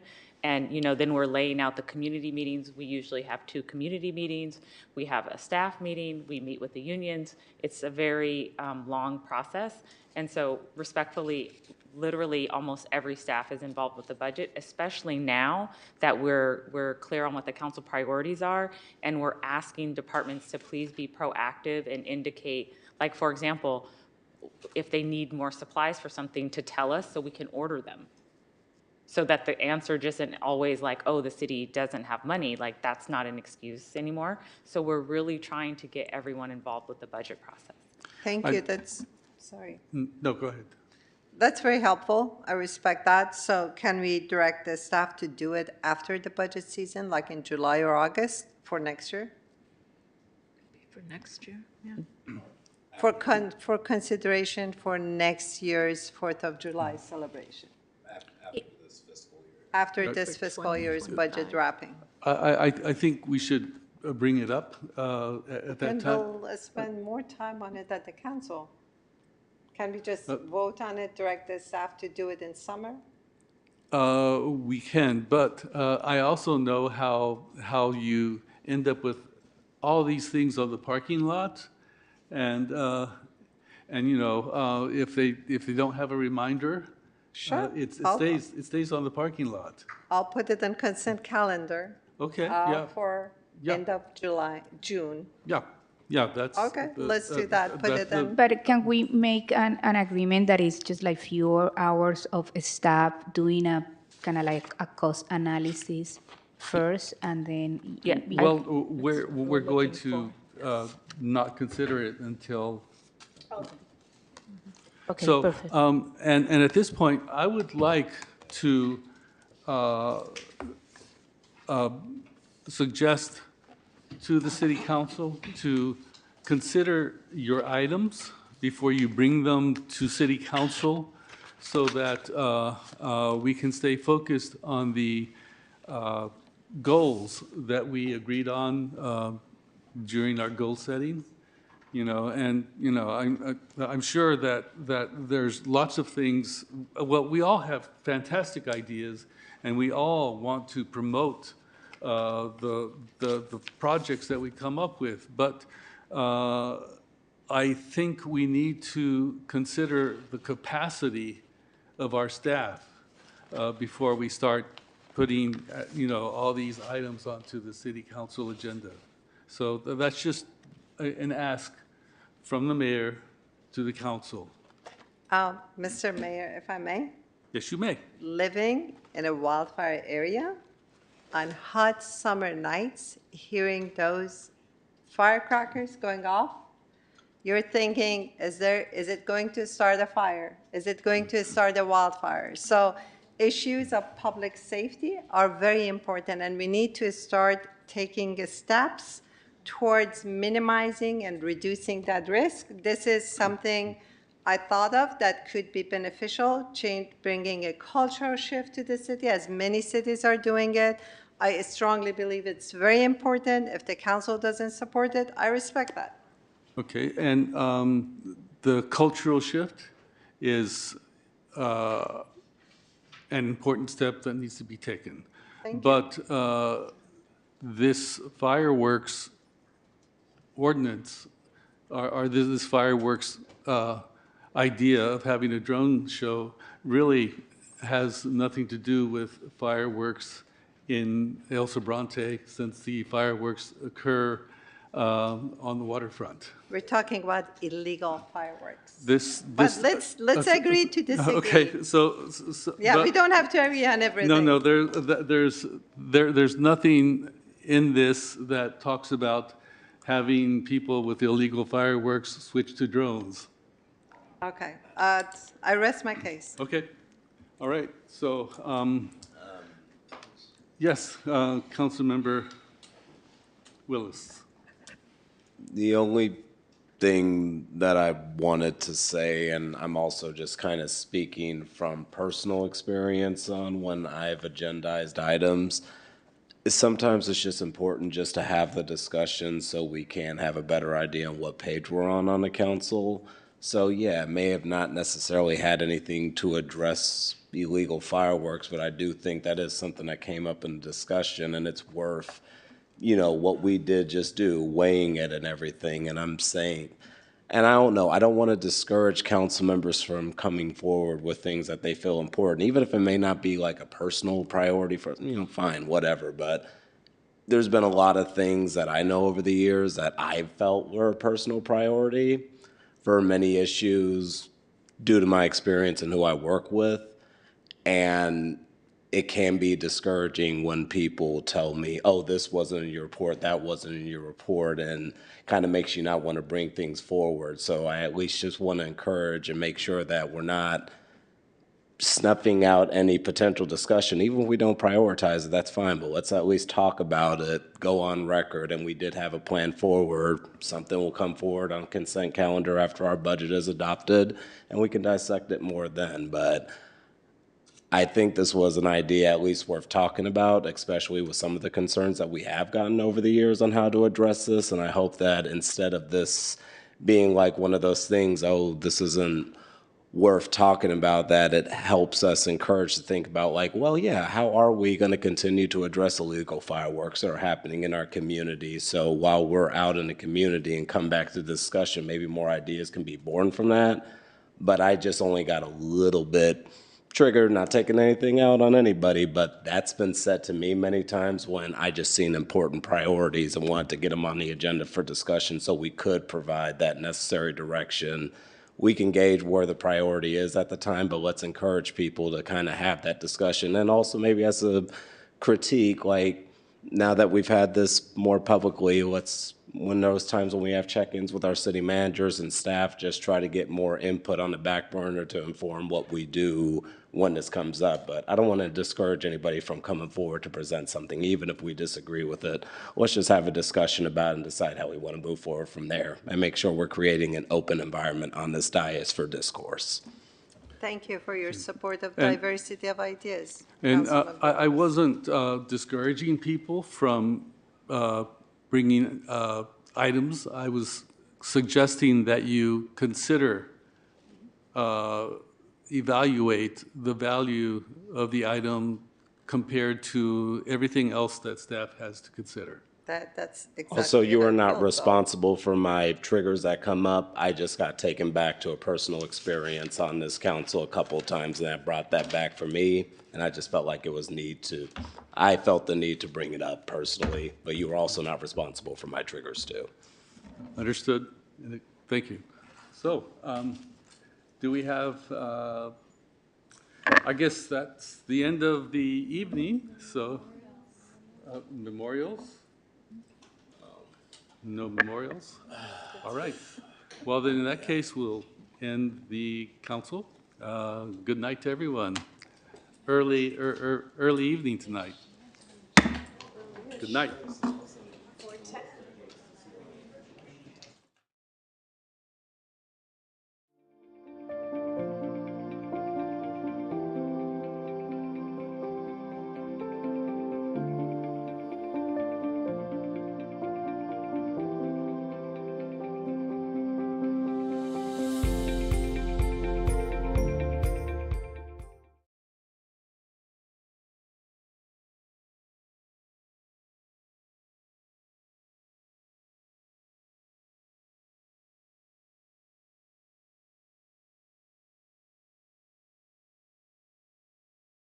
Recording stopped.